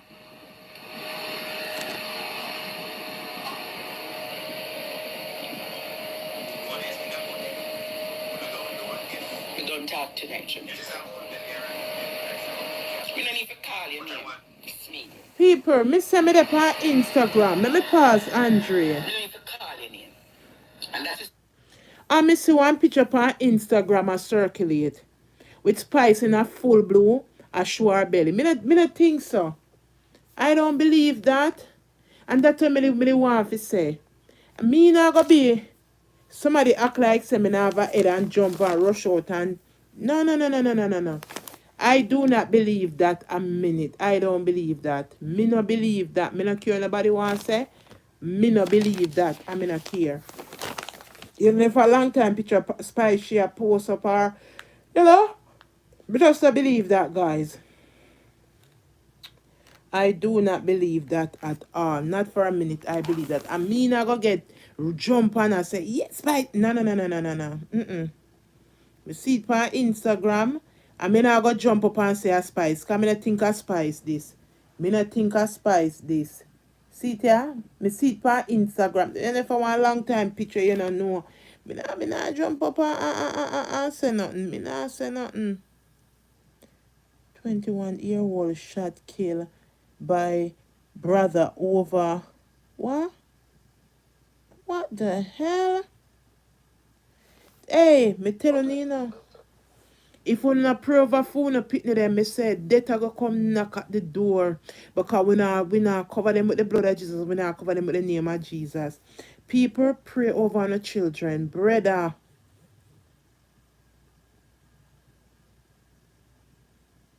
"21-year-old death by brother over. My God have mercy. Brother, I kill brother, sister, I kill sister, cousin, I kill cousin.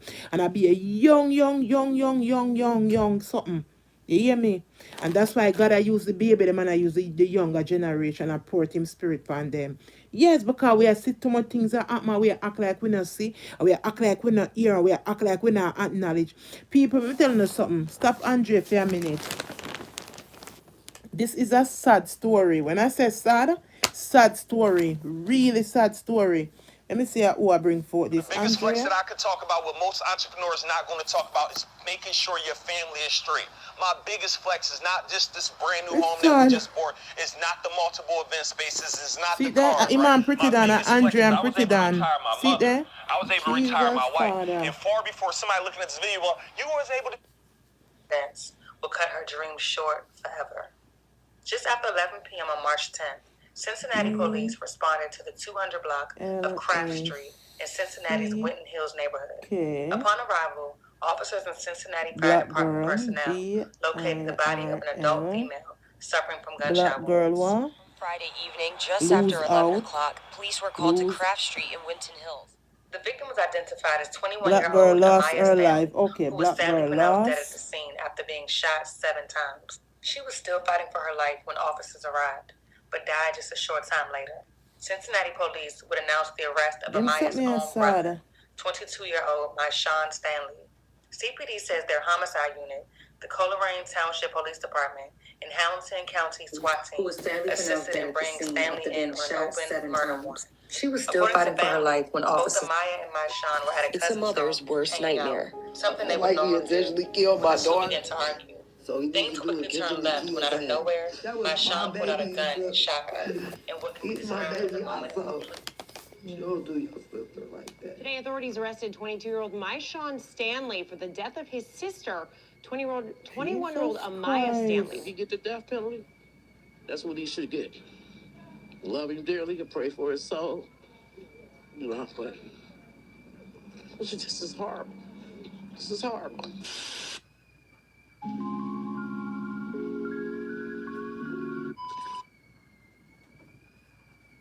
Mm-mm. 21-year-old Amaya Stanley was a funny, silly, and outgoing young woman who had a passion for helping others. Battling her own struggles with self-esteem, she decided to go to cosmetology school. She had dreams of learning how to do hair so that she could make young girls and women dealing with abuse feel beautiful. She was so happy and determined to prove to everyone that she could do it. Amaya was just steps away from graduating when a chain of events would cut her dreams short forever.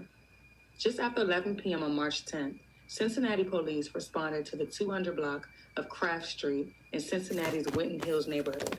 Upon arrival, officers and Cincinnati Fire Department personnel located the body of an adult female suffering from gunshot wounds.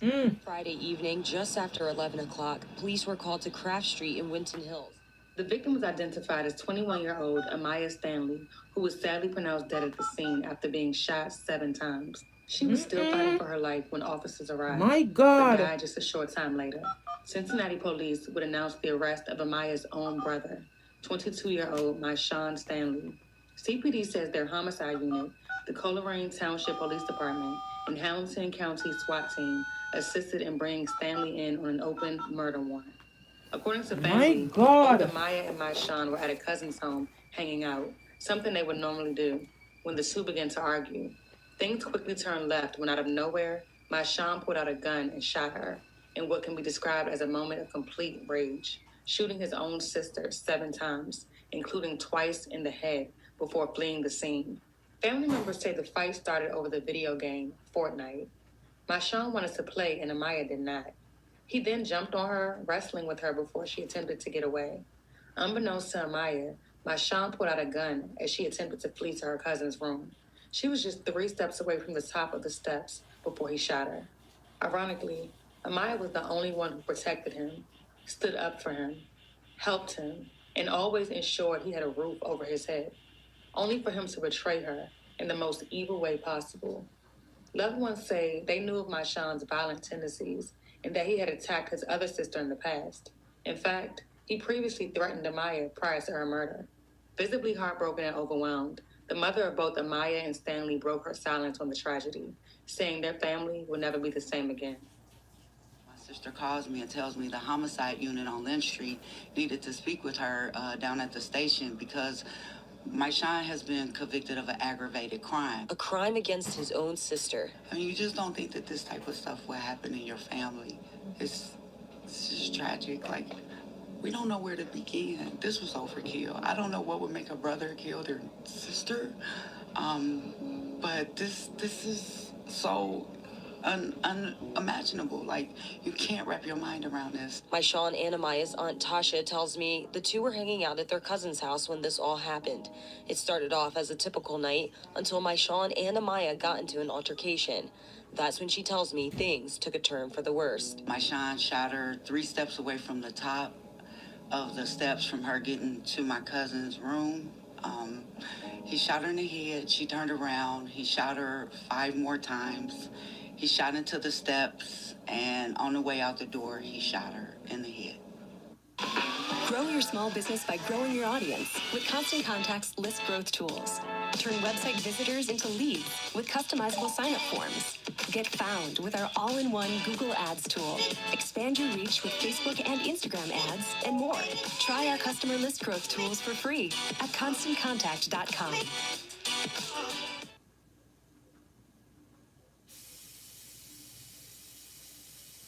Why are you not investing in tax liens? No, seriously. Why are you not investing into one of the most incredible real estate strategies that's the most passive and creates the highest rate of return? Now, I bet you're thinking, Brian, I don't even know what that is. And even if I did, I don't know how to do it. I want to show you why I got involved in tax lien certificates, and we're coming to your area to teach a free class, so we won't get into all the specifics, but I want to show you 5 things I want to go over just quickly with you. The first thing about tax liens is it doesn't take a lot of money. We've had students start out with just a couple $100s, and we've had students create their portfolios or scale their portfolios into 7 and 8 digits over the course of a couple years. The second one is, how do I find these tax lien certificates? Now, here's the great part. Most counties across the United States sell tax lien certificates right on their website. We'll show you how to find them at our free training. You can do it right from your own house. The third one is, this is the safest place I have found to get double-digit rates of return. See, most investors, think about yourself right now, think about what you're investing in, are happy to get 5 to 6% on their returns. It's what most of our country is doing. The reason that this strategy is so powerful is because the government mandates these returns. On average, we get 15, 16%, but there are some states where you can get a 25 to 30% mandated return. Mandated by the government. It's not me, it's not the company, it's the government mandating a double-digit rate of return. Fourth, there's really only 2 outcomes when you invest in tax lien certificates. You get a double-digit rate of return mandated by the government, or you have the right to acquire that property for a fraction of the value. Now, I've been investing almost 20 years now, and I have not found an investment where the worst-case scenario ends up being more profitable than the best-case scenario. Just think about that for a second. That's why I think it's the safest and the least amount of risk of any investment I've ever seen. Now, the fifth one is that scalability. Doesn't matter where you start. Over the last 15 years, I've taught probably 40,000 investors how to buy different types of real estate. And I've never seen anything like this. You can start for a couple $100s, and then you can scale to 7 and 8 figures. Now, as a bonus, and this is probably my favorite part right here, is I get this question all the time. And I love this question. They say, Brian, if I make so much money in tax lien certificates, it creates a new problem. If I make that much money, I'm going to have to pay a lot in taxes. To which I always respond, man, isn't that a great problem? You're complaining that you're making enough money that you have to pay a lot in taxes. Like, that's a good problem to have. But in reality, I'm going to show you how to mitigate that. Because one of the things that most people won't tell you is that you can actually buy tax lien certificates in your retirement account.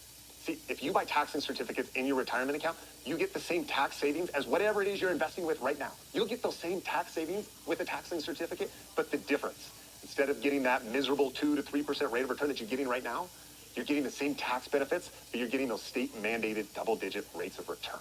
So that's what I'm going to invite you to do. Right below, there's a link.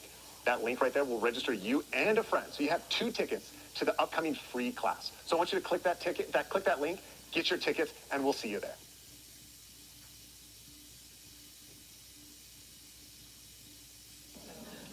I know because I had to clean up her remains. It's a mother's worst nightmare. I feel like he intentionally killed my daughter So he needs to do a Kendall kill time. I don't know. I'm just not even processing all this yet. I just had to watch my sister clean up her body parts off the floor. He left her in pieces. I don't even think I'd be able to see her again for I bury her. So I don't think he deserves no mercy.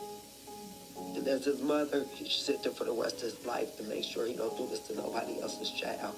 As Trimika wiped away tears, she told me what kind of person her daughter was. She was funny, silly, and very outgoing.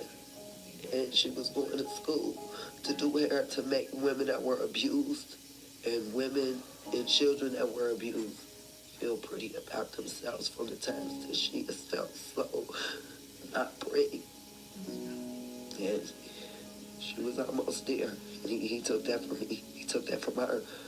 I deserve to see my baby graduate. Heartbroken, crushed, and devastated, she says her family will never be the same. But I'll be there every day to see him get served his justice. I'm just glad the police got him before me. A few days after her shocking murder, friends and family came together for a balloon release to honor her life. Still shocked and confused, some members of the family feel as if they lost not one, but two family members that day, with some even insisting that Marshawn receive the death penalty. He kept telling her he was gonna kill him. If he get the death penalty, that's what he should get. Shock, grief, and anger weigh heavy on a Cincinnati family as the unthinkable becomes reality. Deep down, I always knew my Sean would hurt somebody because he was always so angry, but never thought he would take Miss B away from us. They gathered Monday to remember 21-year-old Amaya Stanley.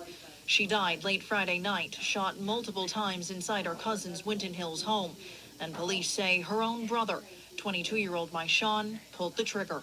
She was the only one who protected him. She was the only one who stood up for him, helped him, tried to make sure he had a roof over his head. So to think that he would do something like this is, you can't wrap your mind around it. Family tells us it started as a fight over a video game. Marshawn wanted to play, Amaya didn't, and that's when he snapped. He's very violent and aggressive, so he jumped on her, wrestling with her. She got away. She went to run up the steps. She got 3 steps away from the top to go to my cousin's room to get away from him. She didn't realize he had a gun. He shot her. Family says he shot her 6 more times before walking out. A nightmare for loved ones who say they now grieve 2 lives instead of 1. I lost a niece and I lost a nephew. One day. Because he'll be hopefully in prison for the rest of his life. It's a mother's worst nightmare. I feel like he intentionally killed my daughter. So he needs to do a Kendall kill time. That was my baby he took. He's my baby. My God. State authorities arrested 22-year-old Marshawn Stanley for the death of his sister, 21-year-old Amaya Stanley. If he get the death penalty, that's what he should get. Love him dearly, to pray for his soul. But this is horrible. This is horrible.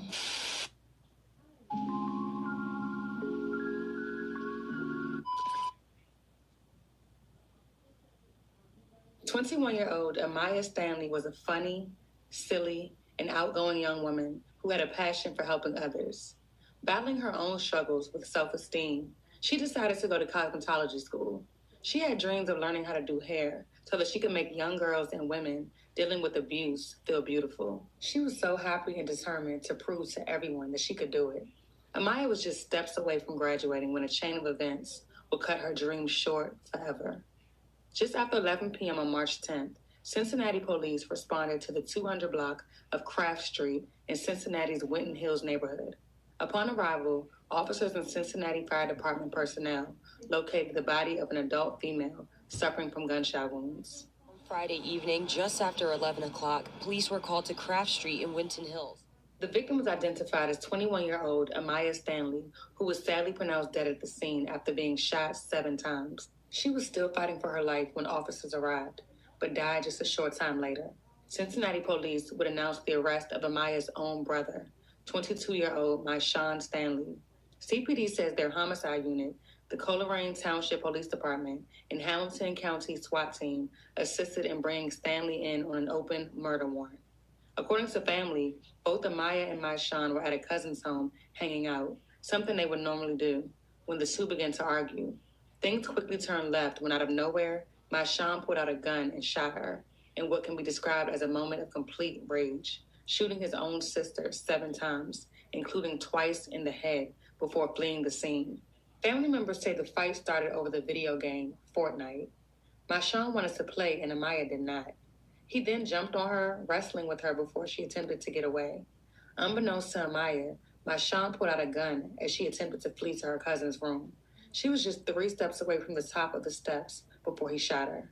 Ironically, Amaya was the only one who protected him, stood up for him, helped him, and always ensured he had a roof over his head, only for him to betray her in the most evil way possible. Loved ones say they knew of Maishan's violent tendencies and that he had attacked his other sister in the past. In fact, he previously threatened Amaya prior to her murder. Visibly heartbroken and overwhelmed, the mother of both Amaya and Stanley broke her silence on the tragedy, saying their family will never be the same again. My sister calls me and tells me the homicide unit on Lynch Street needed to speak with her down at the station because Maishan has been convicted of an aggravated crime. A crime against his own sister. I mean, you just don't think that this type of stuff will happen in your family. It's just tragic. Like, we don't know where to begin. This was overkill. I don't know what would make a brother kill their sister. But this is so unimaginable. Like, you can't wrap your mind around this. Maishan and Amaya's aunt Tasha tells me the two were hanging out at their cousin's house when this all happened. It started off as a typical night until Maishan and Amaya got into an altercation. That's when she tells me things took a turn for the worst. Maishan shot her 3 steps away from the top of the steps from her getting to my cousin's room. He shot her in the head. She turned around. He shot her 5 more times. He shot into the steps, and on the way out the door, he shot her in the head. I know because I had to clean up her remains. It's a mother's worst nightmare. I feel like he intentionally killed my daughter, so he needs to do intentionally kill time. I don't know. I'm just not even processing all this yet.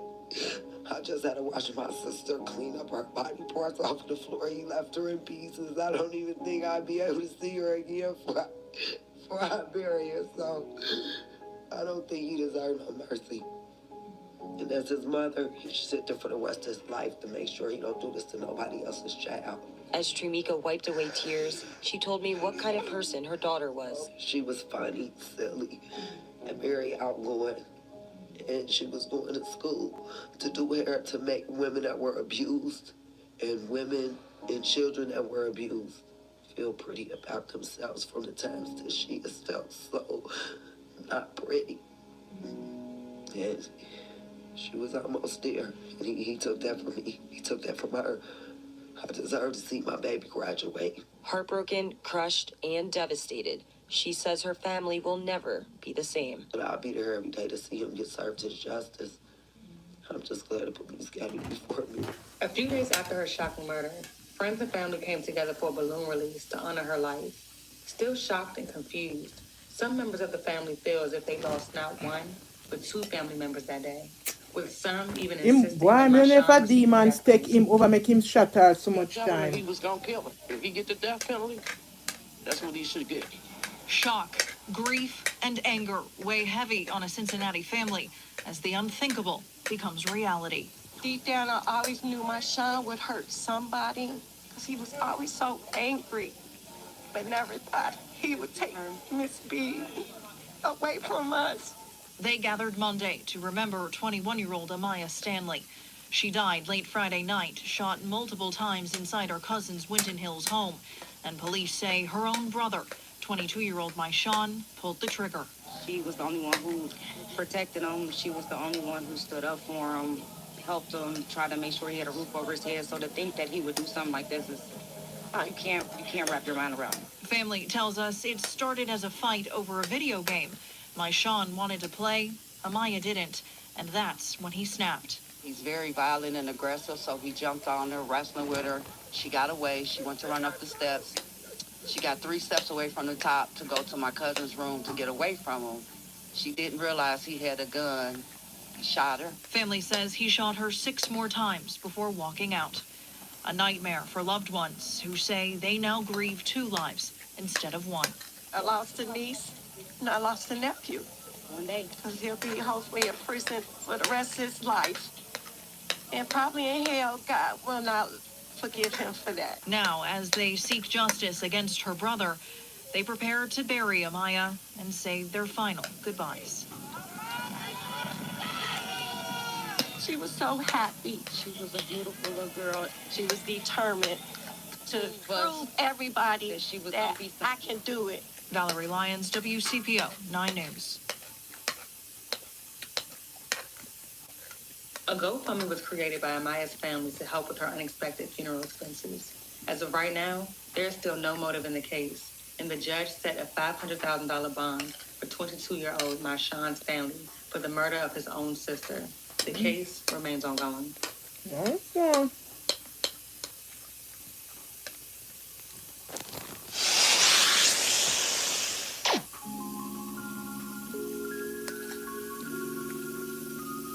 You know what could have possessed him to kill him sister?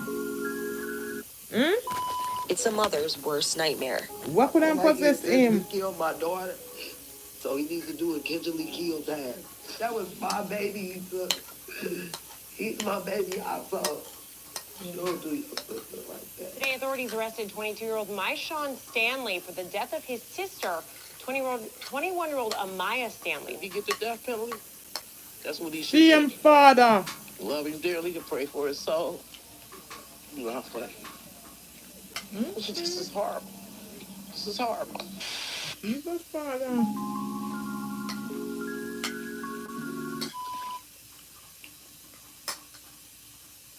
21-year-old Amaya Stanley was a funny, silly, and outgoing young woman who had a passion for helping others. Battling her own struggles with self-esteem, she decided to go to cosmetology school. She had dreams of learning how to do hair so that she could make young girls and women dealing with abuse feel beautiful. She was so happy and determined to prove to everyone that she could do it. Amaya was just steps away from graduating when a chain of events would cut her dreams short forever. Just after 11 p.m. on March 10th, Cincinnati police responded to the 200 block of Craft Street, March 10, Cincinnati's 2023. Winton Hills neighborhood. Upon arrival, officers and Cincinnati Fire Department personnel located the body of an adult female suffering from gunshot wounds. On Friday evening, just after 11 o'clock, police were called to Craft Street in Winton Hills. The victim was identified as 21-year-old Amaya Stanley, who was sadly pronounced dead at the scene after being shot 7 times. She was still fighting for her life when officers arrived, but died just a short time later. Cincinnati police would announce the arrest of Amaya's own brother, 22-year-old Marshawn Stanley. CPD says their homicide unit, the Coleraine Township Police Department, and Hamilton County SWAT team assisted in bringing Stanley in on an open murder warrant. According to family, both Amaya and Marshawn were at a cousin's home hanging out, something they would normally do, when the two began to argue. Things quickly turned left when out of nowhere, Marshawn pulled out a gun and shot her in what can be described as a moment of complete rage, shooting his own sister 7 times, including twice in the head before fleeing the scene. Family members say the fight started over the video game, Fortnite. Marshawn wanted to play and Amaya did not. He then jumped on her, wrestling with her before she attempted to get away. Unbeknownst to Amaya, Marshawn pulled out a gun as she attempted to flee to her cousin's room. She was just 3 steps away from the top of the steps before he shot her. Ironically, Amaya was the only one who protected him, stood up for him, helped him, and always ensured he had a roof over his head, only for him to betray her in the most evil way possible. Loved ones say they knew of Marshawn's violent tendencies and that he had attacked his other sister in the past. In fact, he previously threatened Amaya prior to her murder. Visibly heartbroken and overwhelmed, the mother of both Amaya and Stanley broke her silence on the tragedy, saying their family will never be the same again. My sister calls me and tells me the homicide unit on Lynch Street needed to speak with her down at the station because Marshawn has been convicted of an aggravated crime. A crime against his own sister. I mean, you just don't think that this type of stuff will happen in your family. It's just tragic. Like, We don't know where to begin. This was overkill. I don't know what would make a brother kill their sister. But this is so unimaginable. Like, you can't wrap your mind around this. My Sean and Amaya's aunt Tasha tells me the two were hanging out at their cousin's house when this all happened. It started off as a typical night until my Sean and Amaya got into an altercation. That's when she tells me things took a turn for the worst. My Sean shot her 3 steps away from the top of the steps from her getting to my cousin's room. He shot her in the head. She turned around. He shot her 5 more times. He shot into the steps, and on the way out the door, he shot her in the head. I know because I had to clean up her remains. It's a mother's worst nightmare. I feel like he intentionally killed my daughter, so he needs to do intentionally kill time. I don't know. I'm just not even processing all this yet. I just had to watch my sister clean up her body parts off the floor. He left her in pieces. I don't even think I'd be able to see her again before I bury her. So I don't think he deserves no mercy. And as his mother, he should sit there for the rest of his life to make sure he don't do this to nobody else's child. As Trimika wiped away tears, she told me what kind of person her daughter was. She was funny, silly, and very outgoing. And she was going to school to do hair to make women that were abused and women and children that were abused feel pretty about themselves from the times that she has felt so not pretty. And she was almost there. And he took that from me. He took that from her. I deserve to see my baby graduate. Heartbroken, crushed, and devastated, she says her family will never be the same. But I'll be there every day to see him get served his justice. I'm just glad the police got him before me. A few days after her shocking murder, friends and family came together for a balloon release to honor her life. Still shocked and confused, some members of the family feel as if they lost not one, but 2 family members that day, with some even insisting that my Sean received the death penalty. He kept telling her he was going to kill him. If he get the death penalty, that's what he should get. Shock, grief, and anger weigh heavy on a Cincinnati family as the unthinkable becomes reality. Deep down, I always knew my Sean would hurt somebody because he was always so angry, but never thought he would take Miss B away from us. They gathered Monday to remember 21-year-old Amaya Stanley. She died late Friday night, shot multiple times inside her cousin's Winton Hills home, and police say her own brother, 22-year-old Maishan, pulled the trigger. She was the only one who protected him. She was the only one who stood up for him, helped him, tried to make sure he had a roof over his head. So to think that he would do something like this is, you can't wrap your mind around it. Family tells us it started as a fight over a video game. Maishan wanted to play, Amaya didn't, and that's when he snapped. He's very violent and aggressive, so he jumped on her, wrestling with her. She got away. She went to run up the steps. She got 3 steps away from the top to go to my cousin's room to get away from him. She didn't realize he had a gun. He shot her. Family says he shot her 6 more times before walking out. A nightmare for loved ones who say they now grieve 2 lives instead of 1. I lost a niece and I lost a nephew. One day. Because he'll be hopefully in prison for the rest of his life. And probably in hell, God will not forgive him for that. Now, as they seek justice against her brother, they prepare to bury Amaya and say their final goodbyes. She was so happy. She was a beautiful little girl. She was determined to prove everybody that, she was that I can do it. Valerie Lyons, WCPO 9 News. A GoFundMe was created by Amaya's family to help with her unexpected funeral expenses. As of right now, there's still no motive in the case, and the judge set a $500,000 bond for 22-year-old Maishan Stanley for the murder of his own sister. The case remains ongoing.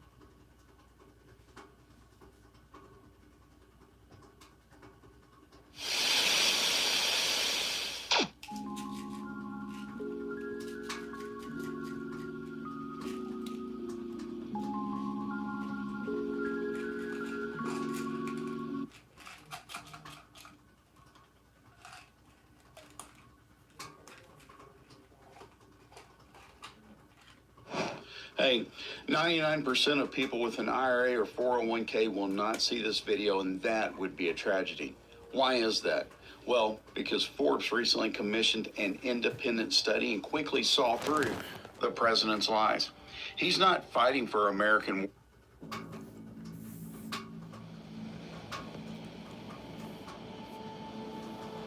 I remember meeting Janelle. She was so excited and bubbly that it was infectious. You couldn't help but smile. And when she came to my house, it was like the sun came in. And when she was taken, the sun left for a while. When somebody you love is killed and there's no justice, there's no conviction. I don't want to say I was walking in a dream because it was more like walking in a nightmare.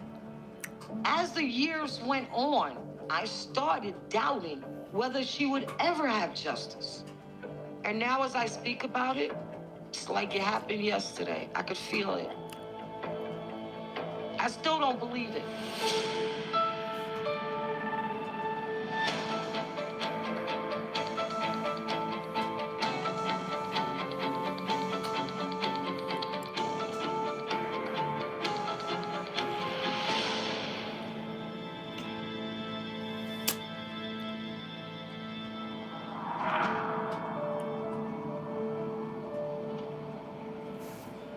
It's Monday morning, the start of another week at Red Bank Middle School. Teacher Janelle Melton has something special planned for her fifth graders, a guest speaker of sorts. The students take their seats, but Janelle doesn't show up. School had been in session for a couple weeks, and President Obama had did a speech about education. She was gonna bring her class to my class, and we were gonna play the speech inside the classroom. Mrs. Melton wanted to show us that we can be a part of history, and she actually attended the inauguration for Barack Obama.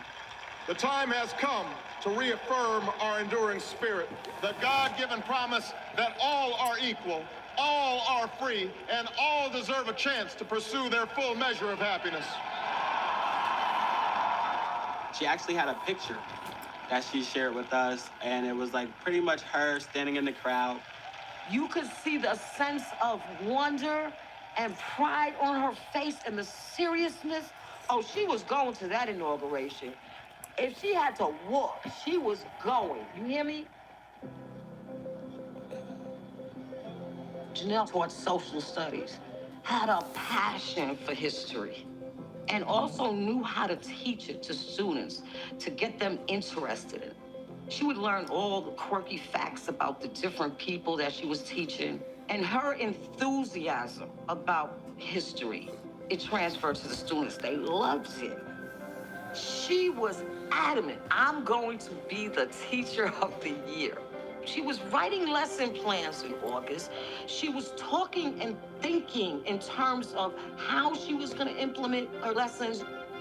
It was inspiring. I knew Janelle in Trenton when we were young.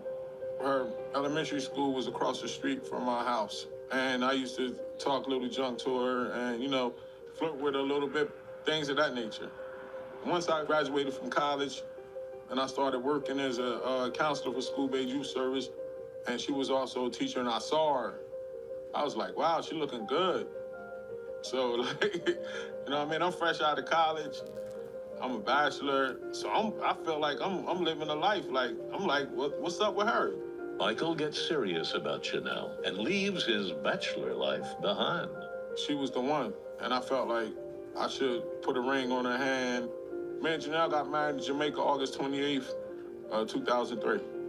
We had a ceremony in Jamaica at Sandals in Ocho Rios, and we had about 30 people.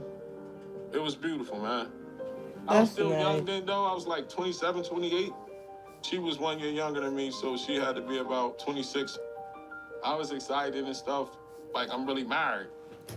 Michael and Janelle are a married couple and co-workers at Red Bank Middle School. Miss Melton, she was always very happy, a happy-go-lucky woman, while Mr. Melton, he was very chill. He was very laid back, very well put together. They were definitely like yin and yang. A happy home life and rewarding careers. It appears Janelle and Michael have a solid foundation. But 3 years after their wedding, that foundation starts to crack. She cared about me tremendously. It was just like, I had never met nobody that was so into me like that. Whatever I needed, she was right there. But the way I was raised, later on, it kind of made me feel uncomfortable because I wasn't used to that much affection. I used to go out and spend time away, and I had just started my basketball company. So it was more of me being immature and not really being able to handle that kind of love and the responsibility of being a husband. That's why I filed for divorce. Most of the people probably thought that she wanted to divorce me, but she wouldn't have never left me. She told me that.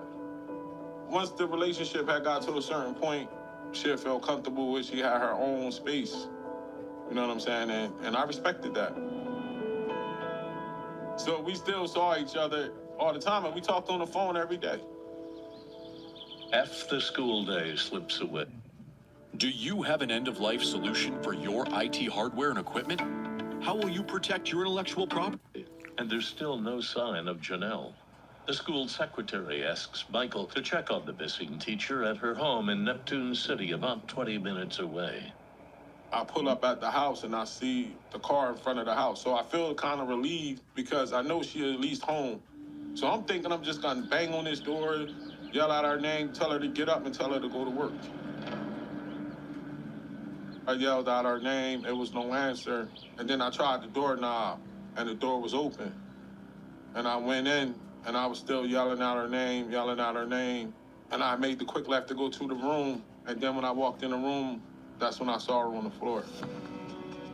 When I found her, she had her nightgown on, and I saw a little bit of blood at the top of the nightgown, and her face looked like it had makeup on it. So I immediately thought that she fell when she was doing her makeup. And then that's when I picked up the phone and I called 911 and I told them to hurry up and come over. And I was asking her, like, what did you do? What did you do? What did you do? I remember saying that. Because I thought that since we were separated, she couldn't handle it and she had did something to herself.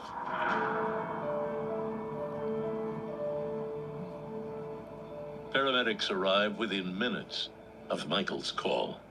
When they came, the first person went up to her and he was like, miss, ma'am.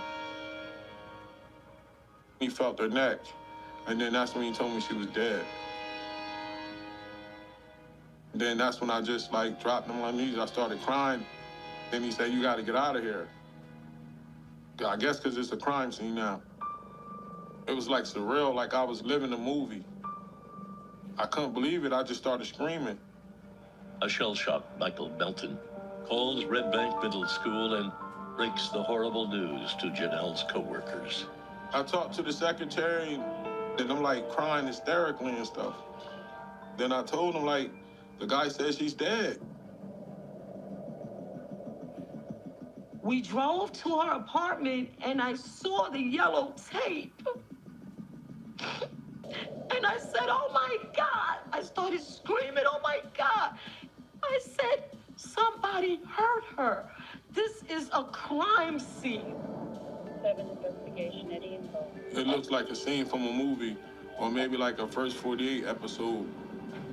The scene at Janelle's apartment is gruesome enough to shock even the most experienced homicide detectives. It was evident to the detectives involved that Janelle Melton was the victim of a brutal beating, and she was tortured.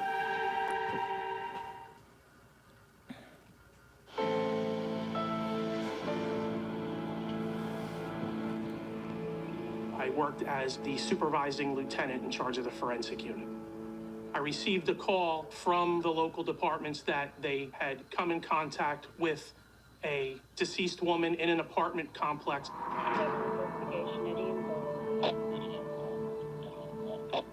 Bright Norm's apartment is a garden-style apartment. They're 2-story buildings. Which one are you talking about? The one that slept with her sister husband? It was accessible from a common walkway. With just a quick look around the crime scene, detectives know they're searching for at least 2 killers. Because of how one physical the crime scene was, how brutal it are was, you? we believed it was a male more than one. The kitchen dinette area had a window, which I noticed immediately as a point of forced entry. Directly under that window, I do not on think one of the no chairs, friend was or a footwear sister should impression sleep where someone with came through the window and stepped on that chair. We noticed that the kitchen your area was family ransacked. husband. The kitchen cabinets were open. The That's closets nasty. went through. They had gone through cereal boxes. Somebody was looking for something. Detectives believe that Chanel was murdered in her bedroom during the late night hours of September 13th. It was evident to the detectives involved that Jonelle Melton was the victim of a brutal beating, and she was tortured. And in our opinion, these injuries were caused over time until her death in an attempt to get either information or something from her. Ultimately, without leaving witnesses, they shot her through the head and killed her. Crime scene techs scour the apartment and find items that could be telltale clues. Throughout the house, we noticed that there were no candles. We know that the victim was not a smoker. There were no cigarettes. There were no ashtrays. But at the base of that window, we located a pink-colored lighter, and the lighter itself seemed to be out of place. There was that piece of gray-colored duct tape. It appeared that it was used in a manner that could potentially have been a binding, and it had obvious signs of blood staining on it. And located near Jonelle Melton's body were used latex gloves. They were collected for evidence and submitted to the laboratory for examination. While evidence is collected inside, detectives move outside to talk to a distraught Michael Melton, Chanel's soon-to-be ex-husband and close friend. They was like, you're gonna have to answer the same questions a lot today, so you're gonna have to be prepared for that. So I was like, okay. Michael was the soon-to-be ex-husband. He was the first one to discover her body. Grow your small business by growing your audience with Constant Contact's list growth tools. Turn website visitors into leads with He was close with her. So I'm sure the detectives wanted to get a feel for what he was thinking about her at the time.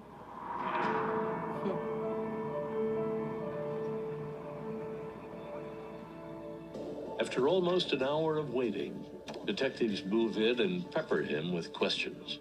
At first, the detectives started out like they was trying to get information and ask me about our relationship. And then when I started answering the questions and telling them, then they started getting a little invasive. I don't want to offend you or anything, and I know this is a little personal, but like, were you guys still sexually involved and stuff like that? Sometimes. Yeah.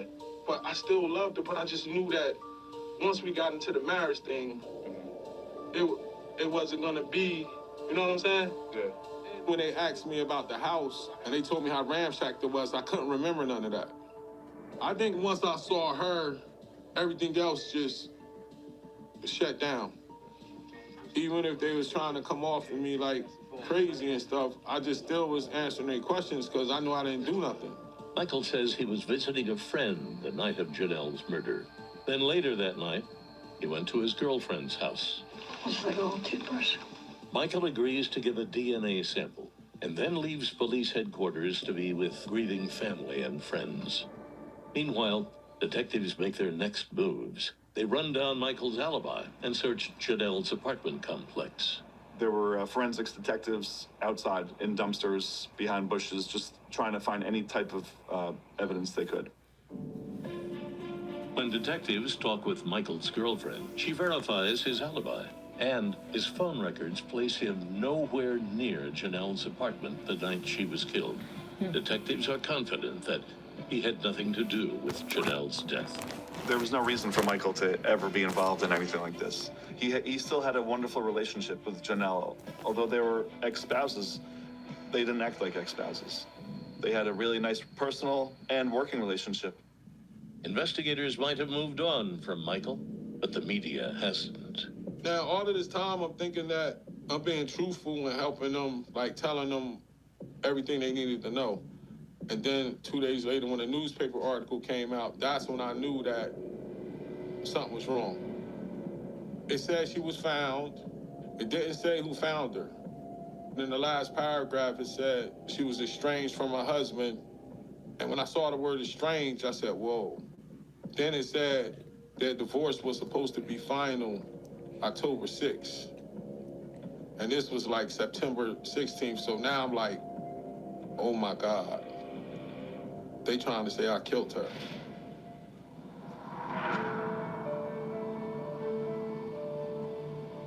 Janelle's friends, family, and colleagues gather to say their final goodbyes. They actually shut school down for the funeral. When we went in, that's when it all became real for me. Like, I know I got up and I spoke on the stage. I can't tell you everything I said. I don't want to say I was walking in a dream because it was more like walking in a nightmare. I'm sitting in the front, look down the aisle, and the 3 detectives is walking down the aisle. Terror just went through me. I was scared. They just walked past and shook my hand and gave my condolences. But then they was in the lobby area talking to her different friends, asking them different stuff and this and that. And I just felt that that was so disrespectful. After the funeral, Michael takes steps to defend himself. Then one of my friends, he was an attorney, and he said that they're gonna try to pin this on you. I'm gonna represent you pro bono. Don't say nothing to them, nobody, don't talk to them no more or anything. I can understand why Michael Melton had an attorney, because the way he was treated in the beginning as a suspect. All eyes is on me. So 100% I had to stop grieving and self-preservation. Everybody turned against me. When I get back to work, it's a memo on my desk. And the memo says you are not allowed to go into any schools and you can't have no contact with kids. Then I lost it. I just was like, why y'all treat me like a criminal? I didn't do anything. Like, why y'all doing this to me? With his attorney in tow, Michael meets with school officials to discuss his employment. He agrees to take a desk job while the investigation continues. Now, the school is right behind the Board of Education. So I'm seeing these kids, but I can't go into the school and I can't have no contact with them. 2 months after Janelle's murder, DNA tests done on duct tape found at the crime scene are in. The test results have investigators right back where they started. The evidence came back. The duct tape found in the hallway came back to Mike Melton.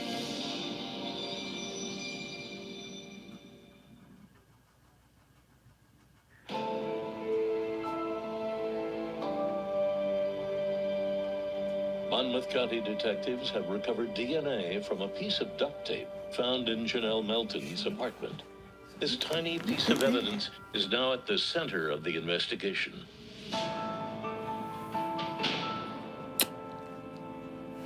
The New Jersey State Police Laboratory was able to determine that there were 2 contributors of DNA-able material on that item.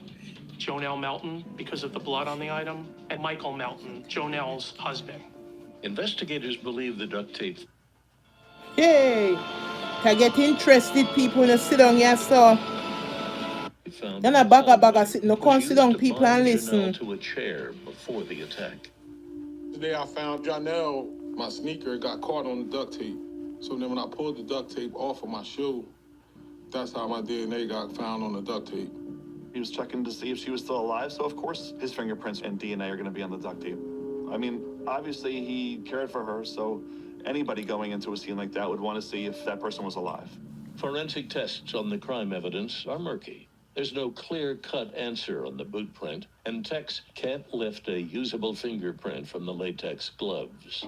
In the case of the cigarette lighter, DNA-able evidence was recovered. Come in, people, come in and listen to this. Hey, we live in perilous time right now, yeah? Things are happening. We're living in the last days. The New York City Medical Examiner's Office for additional DNA analysis. This is reality. They had great advances in DNA analysis, and we were able to, on occasion, either exclude or include a potential donor. While they wait for DNA results on the lighter, which could take months or even years, detectives take a second look at some of the tips they'd received early on. Well, back in 2009, Brighton Arms was generally safe, so everyone was really shocked, especially the residents who have lived there for years. In one instance, one of the neighbors thought he heard a loud noise. They don't call the police. The lady down the apartment 2 from Janelle, their dogs are awoken. She sees somebody in the back of that apartment complex. She doesn't call the police. The thought of knowing that there were individuals that actually knew or had some sort of idea of what had happened, it made me question, like, how do you know these things but hold on to them?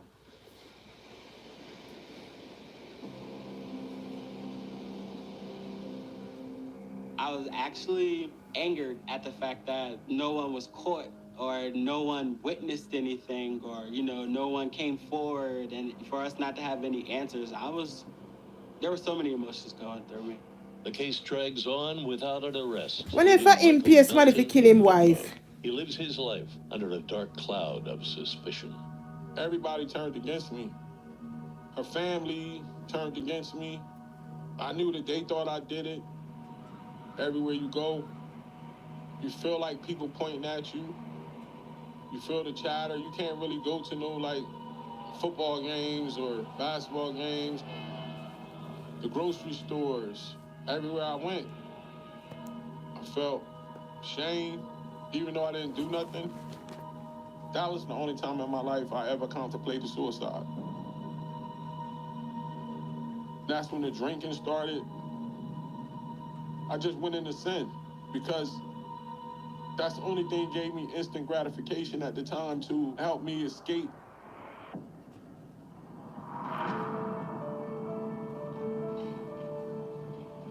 Janelle's family braces for the third holiday season without her. Well, my daughter take off that and there's a put it break. so. I put it right here, so I tell her, DNA that's on for the that. lighter. They were able to identify the major contributor to the DNA as Gregory Jean-Baptiste. Gregory Jean-Baptiste was involved in gangs, specifically the Bloods. This is a picture of the young lady. Her name was Janelle Melton. All right. Like that's what you're for. Never seen her. Despite his DNA connection to the lighter, Jean-Baptiste claims he had nothing to do with Janelle's murder. We're trying to say that your DNA is at the scene. I've never been there, bro. Never been there? Jean-Baptiste claims the lighter isn't his, but he offers an explanation as to how his DNA was found there anyway. Hear that? Drugs is my thing. I shaped a lot of hands when I was doing that. The DNA evidence puts investigators' focus on Jean-Baptiste. But DNA alone isn't enough to charge him with Janelle's murder. Without something more, Jean-Baptiste will go free. Not only do we have to accept the fact that she was murdered, but I have to also accept the fact that there's no justice.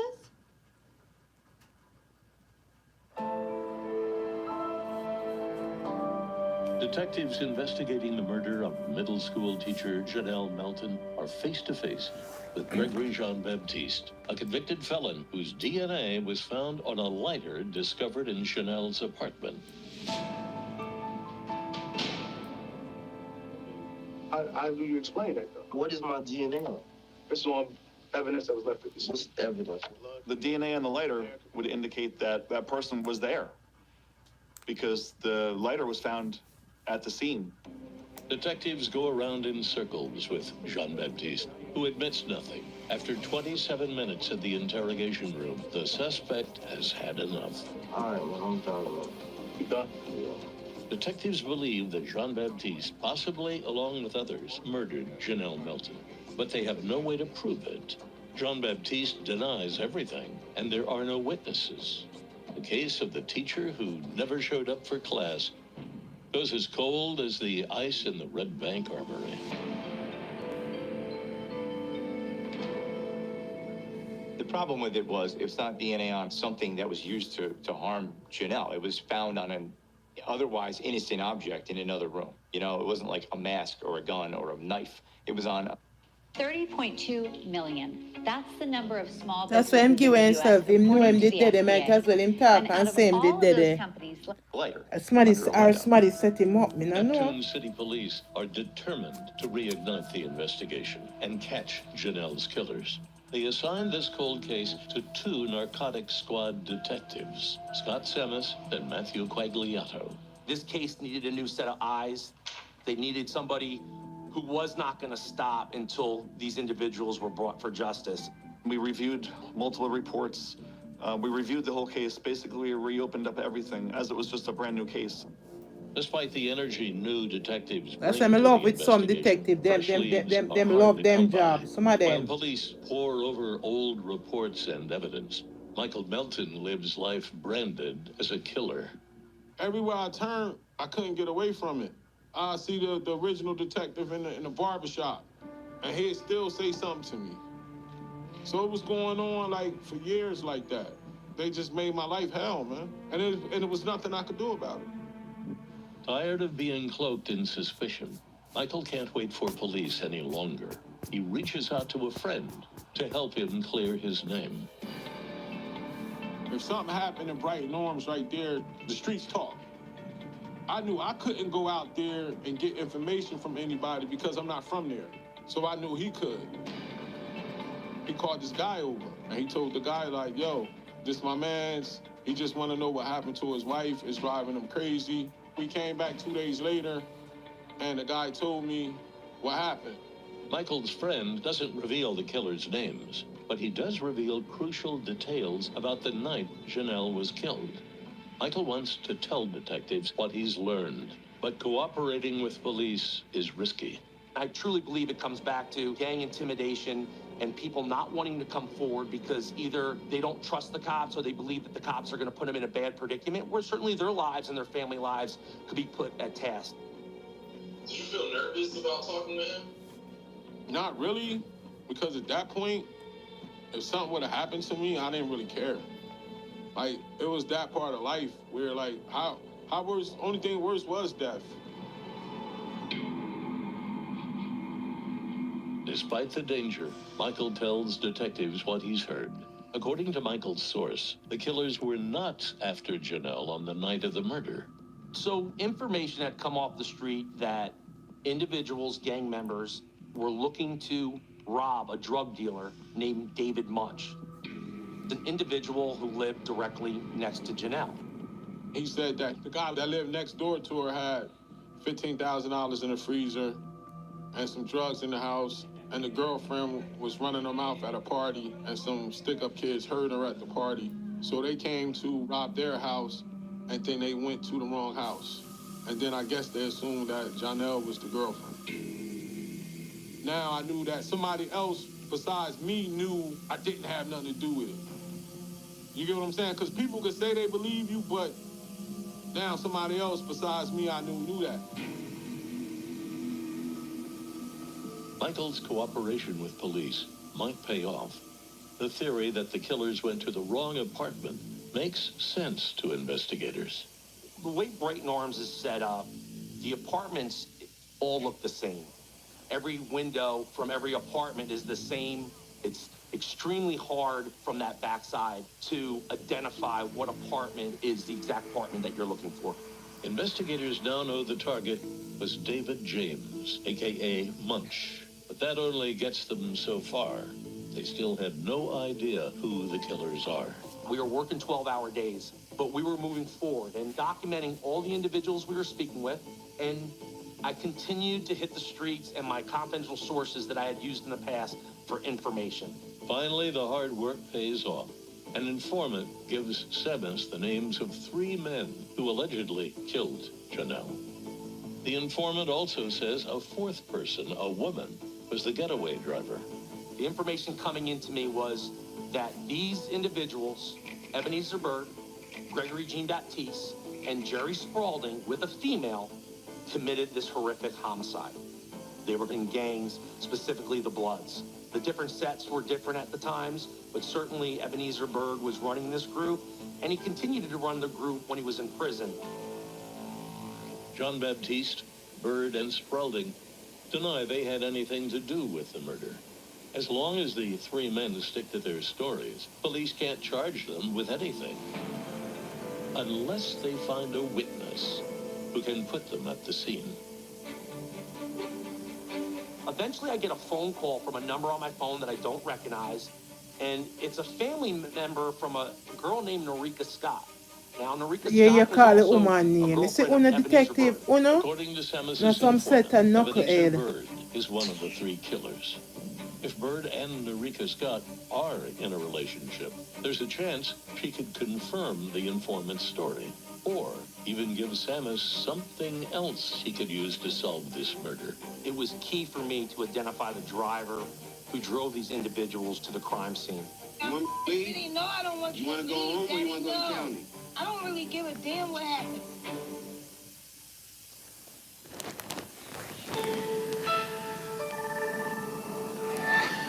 Detective Scott Samus and Matthew Quagliato want to question Norika Scott.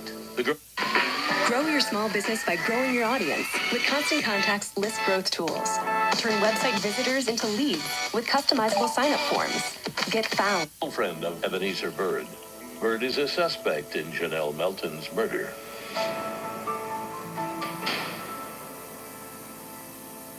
Bird is known to run with Gregory Jean-Baptiste and Jerry Spalding. According to an informant, the 3 men killed Janelle on September 13th, 2009. The men were allegedly driven to Janelle's apartment complex by a woman whose identity is still unknown. All 3 men deny involvement. Norika Scott's father brings her in. Her father's concerned because her father knows the relationship she has with Ebenezer Bird. Certainly, he knows the ups and downs that they've had. And he knows that this case has been the hot news. You need to talk. I'm here. I could have stayed home. They could have came and Maybe you should step out because you're pissing me off. You're putting me under way more pressure than I'm already under in my ear, Dad. Do you understand how I'm smarter feeling? than you. The video speaks for itself. The video shows her cooperation, how scared she is. It's so important that you tell me the truth because she's relying on it. All right, I want you to look at it. I want you to understand, okay? Norika said that when she was at a prison visit with Ebenezer Bird, he had confessed to her that him, Gregory Jean-Baptiste, Jerry Spalding, were involved in the murder of Janelle Melton. So he says it's him and Jerry Spalding, and he's with a girl. Do you know the girl if I showed you a picture? Elizabeth Pinto. Elizabeth Pinto was a former girlfriend of Ebenezer Bird, and she turned out to be the key witness in this case. If Elizabeth Pinto was there when this crime took place, it was so important for us to corroborate this information if in fact she's the driver. Hey, hold on. You all right? Matt and I bring her to one of the Perth Amboy police departments, and we go live. And probably the most important interview of my life. So tell me about in September, early September, what happens? You could see there's a little bit of fear in her eyes. She is very trembly in her voice. She's very standoffish. She really doesn't want to talk about it. I'm just scared. That Scott. is true. Like, it's not easy That to is be true. in Talk, my sis, position. please Do do you it. believe that she deserves justice? Of course. Do you believe that the You husband can and the mother and imagine the me sister deserve and to know your what happened? sister. You marry happily with your husband and walking and Once I seeing broke her having down, sex with your she husband. finally said I was How the would driver. you feel? Talk to me, my They sister. all Let me be get honest dressed with up in each other. black. How would you feel to Just walk saying, in a them room and before, catch me and and your husband having they told me sexual to drop them intercourse off. or having, you know? I dropped them How would off you at a feel? Your location. own Let's slow down a little sister, bit. same mother, I same go father, over with betray you. pictures of How these would you guys. Who's feel? this? That's Ebenezer Bird. Who's this? Gregory Jean-Baptiste. Who's this? Jerry My Spalding, you know? sister, And you continue to have her ID we these cannot guys. put Where did they ourselves tell you where they were going? into somebody They just told me else's to drive. They told me where shoes to go. Is there anything else you want to add? because it was not meant for us. I'm sorry that this But happened to them. I'm sorry. your sister, I couldn't say you it come sooner. in the room and see your When sister you're with finally your getting this husband in years there later, having and you're sexual thinking about Mike, and you're intercourse thinking or about having Janelle's sex, mom and how would you sisters, feel? it's such a rush. Come That on. confession I know that was is your huge, husband, but and it you wasn't catch over me with. in bed with your husband Elizabeth Pinto having sex. pled How would to you feel, my conspiracy. sister? As Come part of on. her plea, She she entered deserves into an what she agreement get. through which that she had to cooperate. Pinto agrees to testify, and she even goes a step further. She offers to show Samus exactly what happened the night of the murder. During their ride along, Pinto says that Bird, Jean-Baptiste, and Spaulding put on latex gloves. From Pinto's description, they sound a lot like the gloves found at the crime scene. She said she parked up on the area where this white van is going now, and she says that she sees them walking across towards Brighton Arms right there. It's a direct path of where Brighton Arms 2 was and where Janelle Melton was living at the time. Elizabeth Pinto says that she stays there for a while, and then after approximately 10 to 15 minutes, all three individuals come back running. Pinto's tour establishes her as a rock-solid witness. Phone records also corroborate Pinto's account, placing Bird, Jean-Baptiste, and Spaulding at Brighton Arms apartments the night of the murder. It's enough for Samus and Quagliato to finally make an arrest. Today, prosecutors announced charges against 3 men in the cold case murder of a New Jersey teacher. Police say the men broke into the wrong apartment in the complex and encountered the woman inside. Gregory Jean-Baptiste, Jerry Spaulding, and Ebenezer Bird are charged with first-degree felony murder, second-degree robbery, conspiracy, and unlawful weapons charges. All 3 men maintain that they are innocent and are not responsible for the murder of Janelle Melton. They were going to be charged with felony murder based on the fact that she was killed in the course of a robbery. They broke into Janelle's apartment and were attempting to rob her, and that's why she was killed. She was a valued member of the community, and no one deserves for this to happen to them. But of all people, it's the fact that it happened to Janelle. It's even worse. When this happened, it was like it reignited me, like, my hope. Like, wow, you mean she could get justice? Grow your small business by growing your audience with Constant Contact's list growth tools. Turn website visitors into leads with customizable sign-up forms. Get found with our all-in-one Google Ads tool. Expand your reach with Facebook and Instagram ads, and more. Try our customer list growth tools for free at ConstantContact.com.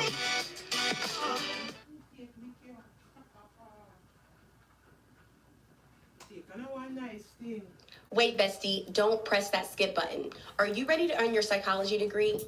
It's also 100% online. Shh. So here's how you're gonna sign up. All you have to do... We knew this was the trial of our lifetime. We absolutely knew that. We came this far to make the arrests, and we wanted to put full justice for Janelle.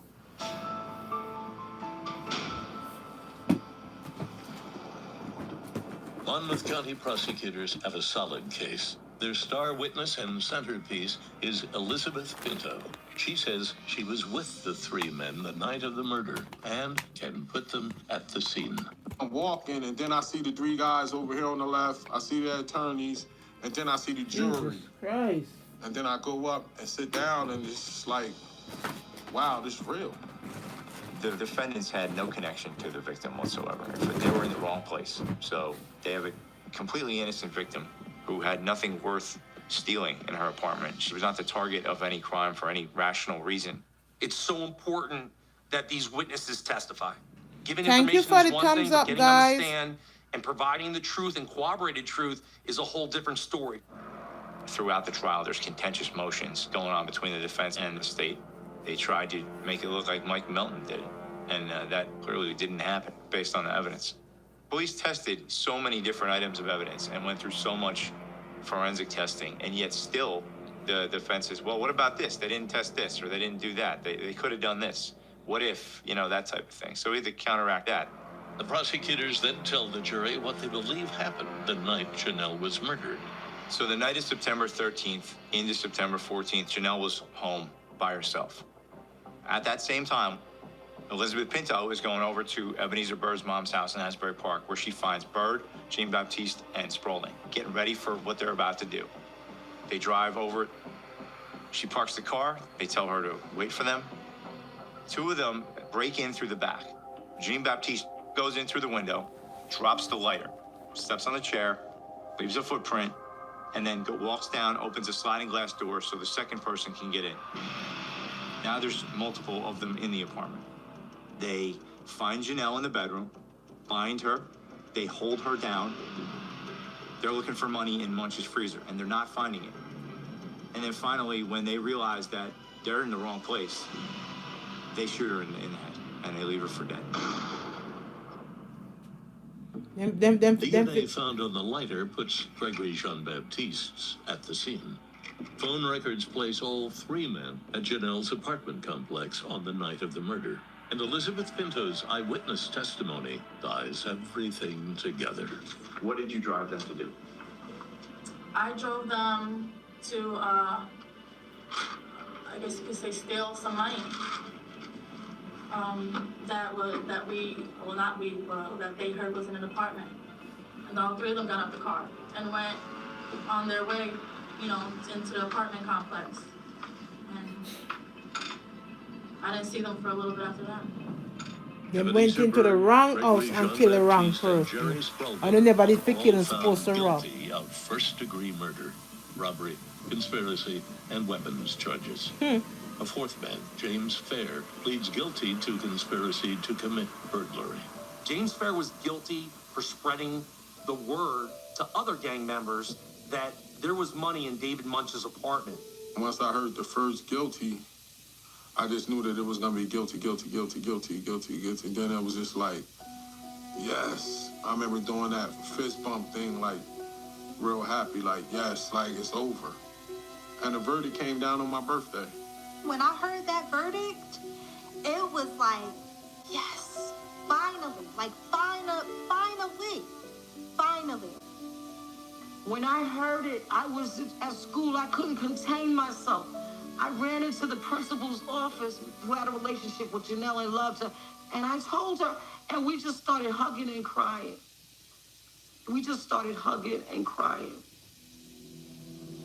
Gregory Jean-Baptiste, Ebenezer Byrd, and Jerry Spalding are all sentenced to life in prison. Despite their convictions, all three men still claim to be innocent. In exchange for her cooperation, Elizabeth Pinto is allowed to plead guilty to conspiracy and is sentenced to probation. James Fair is currently serving an 82-year prison term from a previous conviction on 78 unrelated crimes. He is eligible for parole in 2065. 2065. 2 people died. 2065. Not only she died, but I died too, because I wasn't the same person after that. It makes me feel like sad that I wasn't there to protect her. What people fail to realize, I got in this situation trying to do the right thing. I hit my bottom with alcoholism and I had to go back to rehab. I found out I had a disease and I did the steps. And I had my spiritual awakening. It totally changed my life. Like I could see the world different than I ever could see it before in my life. Once I got past the anger and I learned how to forgive, then I started learning how to forgive everybody in the situation. I miss Miss Melton. Her laughter. I miss, the jokes that she made. And to believe it or not, even though it was annoying sometimes, I miss when she used to play with my ears. I've succeeded. I went off to college. I made it. And I'm just like, I wish that she was here for me to share these experiences with her, to share these memories, to share these stories with her. She was somebody that I knew was in this world that knew me and still loved me. She always saw the best in people, and she always saw their potential. I miss her. I guess I'll always miss her. Here we are, like 12 years, something like that. The pain and the anguish has diminished, but the missing her, that's still right there. It's right there.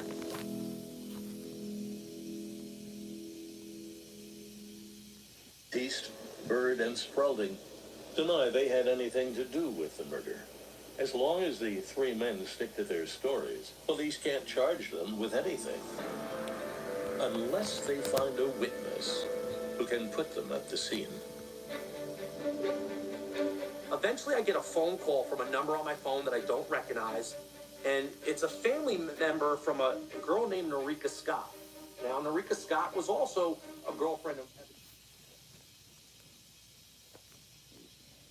The area claimed by the Centerview Pyroos in Carson. From photographs, Travion and Jeray identified. Welcome back to another episode of Warren Cali. In this episode, I'm going to detail a tragic event that happened in Carson, California.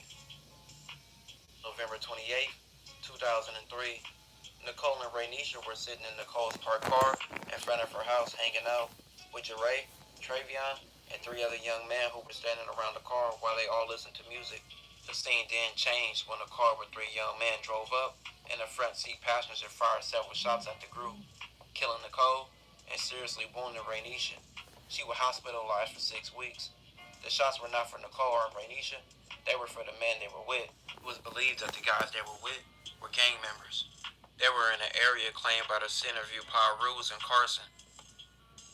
From photographs, Travion and Jeray identified the shooter as Doheen Tiny Killer D. Pratt, a 12-year-old member of the 190 East Coast Crip gang, but no one at the scene could identify the other two men in the car. Now, the 190 East Coast Crips is a well-known gang in Carson and have been around for decades. They beef with many Pyro sets in Carson, and the Centerviews are one of their main rivals in the city. For y'all who don't know who Doheen Pratt is, maybe you know his famous sister Kyla Pratt, actor in several movies and shows like Dr. Doolittle, Smart Guy, 101, and The Proud Family. By 2003, the year of the shooting, she was already a full-fledged young star, appearing in over 30 shows and movies, having 2 shows on the air at the time, which she starred in, being in 101 and The Proud Family. In May of 2005, about 18 months after the shooting, Los Angeles County Sheriff's Department detectives interviewed a gang member named Jonte about the shooting. On the day after the shooting, Doheen, Javier, and another man named Marcus visited Jonte at his house, where they told him, "We just stole his car." When Jonte asked, "What did y'all do?" they said, "We went to do a drive-by in the Centerviews." Jonte told detectives that Javier was the driver and that Doheen was the shooter. It was Doheen's first mission. Jonte also told the police that Javier and Marcus gave Doheen a strap and took him on a mission because he needed to earn his stripes. Detectives next interviewed Marcus, who was also a minor at the time. When detectives told Marcus that Jonte had said Marcus, Doheen, and Javier were involved in the shooting, Marcus offered to tape a conversation with Javier and get him to admit to the shooting. On June 1st, 2005, Marcus and Javier were placed together in a bus that was tapped in their account. Travion and 3 other young men who were standing around the car while they all listened to music. The scene then changed when a car with 3 young men drove up and the front seat passenger fired several shots at the group, killing Nicole and seriously wounding Raynisha. She was hospitalized for 6 weeks. The shots were not for Nicole or Raynisha, they were for the men they were with. It was believed that the guys they were with were gang members. They were in an area claimed by the Centerview Pyroos in Carson. From photographs, Travion and Jeray identified the shooter as Doheen Tiny Killer D. Pratt, a 12-year-old member of the 190 East Coast Crip gang, but no one at the scene could identify the other 2 men in the car. Now, the 190 East Coast Crips is a well-known gang in Carson and have been around for decades. They beef with many Pyro sets in Carson, and their Centerviews are one of their main rivals in the city. For y'all who don't know who Doheen Pratt is, maybe you know his famous sister Kyla Pratt, actor in several movies and shows like Dr. Doolittle, Smart Guy, 101, and The Proud Family.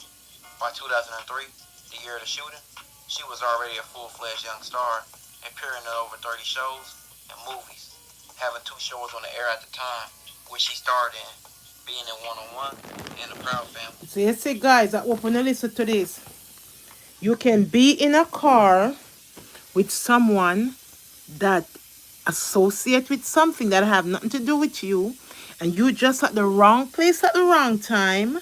And this is what happened to this this actor, her family was in some gang member thing. You must know this movie actor. And two girls went in the car with her brother, and when the drive-by shooting, they two girls dead, and the man with them go for was alive, which is her brother. So you see your life funny? You can be at the wrong place at the wrong time, and that is true. That's why I'm gonna jump and go in a people car. I don't want to go in a body car, find a Uber or Lyft. Or me charter taxi, me not going on a body car, and that's just facts, and that's just reality. Me not jump and going on a body car. Me never buy a car, me know you walk and buy a car, me know you do forget and buy a car. Me not going on your car. So you see, guys, some of we ladies, we love man, we have fancy car, fancy jewelry and material stuff, and we don't know where them do forget it. You see what happened? Fear brother in a some gang member, two girls went in his car that know him and attack sitting in the car. And man drive up in a car and fire and the two girls them dead. I fear brother though, when they go for her brother that they went for did not die. You see that? That's why I'm not going to people car, I'm not going to people vehicle. Alright? Me not do that. From me I grew up so we stay. Me not date man we drive, me not worship material things and all of that. Me not do all that. Guys, simple as you see me, I'm just an outgoing person. Me have jewelry, me have this, me have that. My big daughter, God bless my big girls that I have. The big one, me not that little one. God bless my big girls, them. Them take away all of me airing them from Macy's and JC Penney. I'm not argue with them, come on, them borrow and them go on with it because I'm not a materialistic person. I'm not a jewelristic person. Me not worship vanity and material stuff. None of that. Me not worship. Me have my Louis Vuitton bag, me have my Drake's pocketbook. Why me I tell them, me have my pocket, my name brand pocket. My daughter then come and take up my Michael Core pocketbook. Me give them, make them go on with it. Me not argue. Now, so my big my little last daughter, she gonna take up one of my Michael Core pocketbook. And my J. Cruz pocketbook. See them over there, so. But me I go to in her closet. Me not violate her and show her stuff them. So she take time put over there, so. You think me I go me? When me ready for my bag, them I just ask her for them. When she a go in my class, me say, listen, girl, come out and me things. Me look, me say, you know what, go and go take it. Yeah. She take my bag, them, she don't bring them back. And if you see my makeup, and she just take them, and she just, what am I going to do, guys? What am I going to do? I'm not a materialistic person. I'm not a person that worship jewelry and vanity. Me not do them something there. I'm just a simple, outgoing person. If my head want to keep up, can make it keep up like a Mac. When I'm ready for God, it's just for them detangle it, I'm going to go make them detangle it here. You understand me? But to say this, me not go in a people car. Me not run and jump up in a people car, people truck, people van. Me not do them something that is not me. Me not worship them something there. Me not mind take a man will walk foot or ride bicycle. I don't care. I'm not that type of person. Look, these two girls lose their life, and the person where they go for kill, which is this movie star brother. Our brother is alive. But the two young miss them now, that's his friend. Them lose them life. Them lose them life because of fear, brother. Life is so, I'm telling you.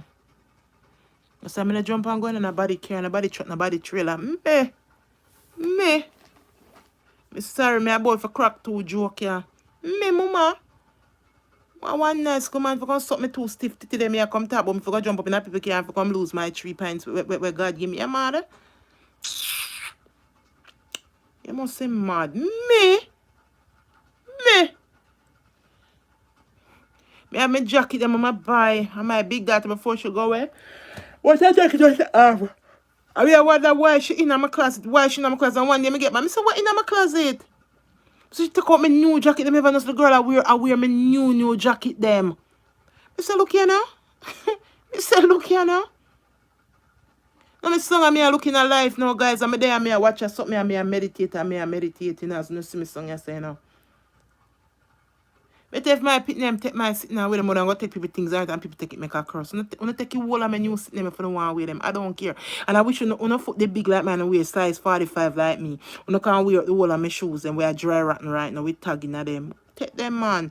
Them can't take all my bag, any new, all them new clothes that I have in there when new. Them can't take them and wear them. Watch her.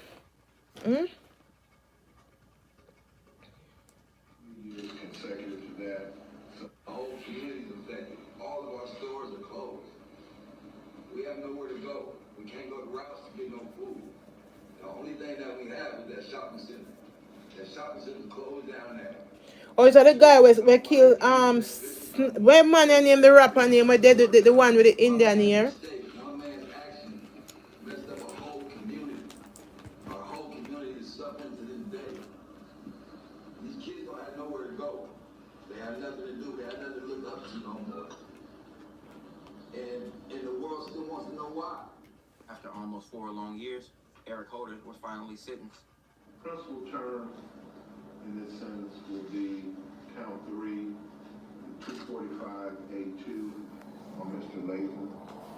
Court selects the midterm, 3 years in state prison. For the gun, there will be an additional 4 years in state prison consecutive. And then 7. for the grave bodily injury allegation that was found true, there will be 3 years consecutive to that.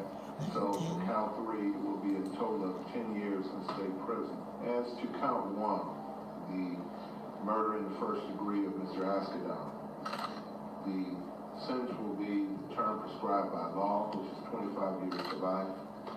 In addition, there will be the 12022.53B allegation, which is consecutive. That will be an additional 25 years to life. So for count 1 alone, it would be 50 years to life. The total sentence would be 60 years to life in prison. This month will mark the 4th year since Nipsey's been gone. Nipsey. He still continues. Nipsey. Nobody can't even take pictures no more. Everything we built got tore down. One man's mistake, one man's action messed up a whole community. Our whole community is suffering to this day. Guys, that's why I not hang out on road. I not go in a club. Me just stay far from certain things, guys. Simple as not see me, I stay far from certain things. Me stay far from, and I wish a lot of own because listen, them have this saying and this phrase: "You at the wrong place at the wrong time." No. I went there, and things just happen because I'm there and things just happen. And I'm not in the wrong place at the wrong time. I went there to enjoy myself, and this is what happened. We have no control over how people gonna react and when people gonna snap, and that's what people need to understand. We have no control, period. We have no control. 10 years in state prison. As to count 1, the murder in the first degree of Mr. Askedon. To the man we killed, when name there? One more. In addition, there will be the 12022.53B allegation, which is consecutive. There will be an additional 25 years to life. So for count 1 alone, it would be 50 years to life. 60 something. 60 years to life in prison. This month will mark the 4th year since Nipsey's been gone, but his legacy still continues. R.I.P. to him. This will conclude this episode. If you haven't already, make sure you check out my previous episodes. Don't forget to like, comment, and subscribe. Say goodbye to multiple daily insulin injections with the new Omnipod 5, the only tubeless automated insulin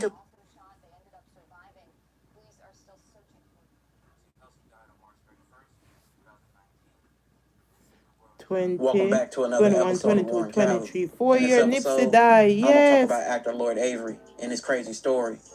Lloyd was born Lloyd Fernandez Avery II on June 21st, 1969. Lloyd, along with his 3 other siblings, including a brother named Shay, grew up in a good environment. They grew up in a working-class neighborhood. Lloyd's dad was Lloyd Sr., and his mother Linda made sure the family was always straight. They grew up in a middle-class family.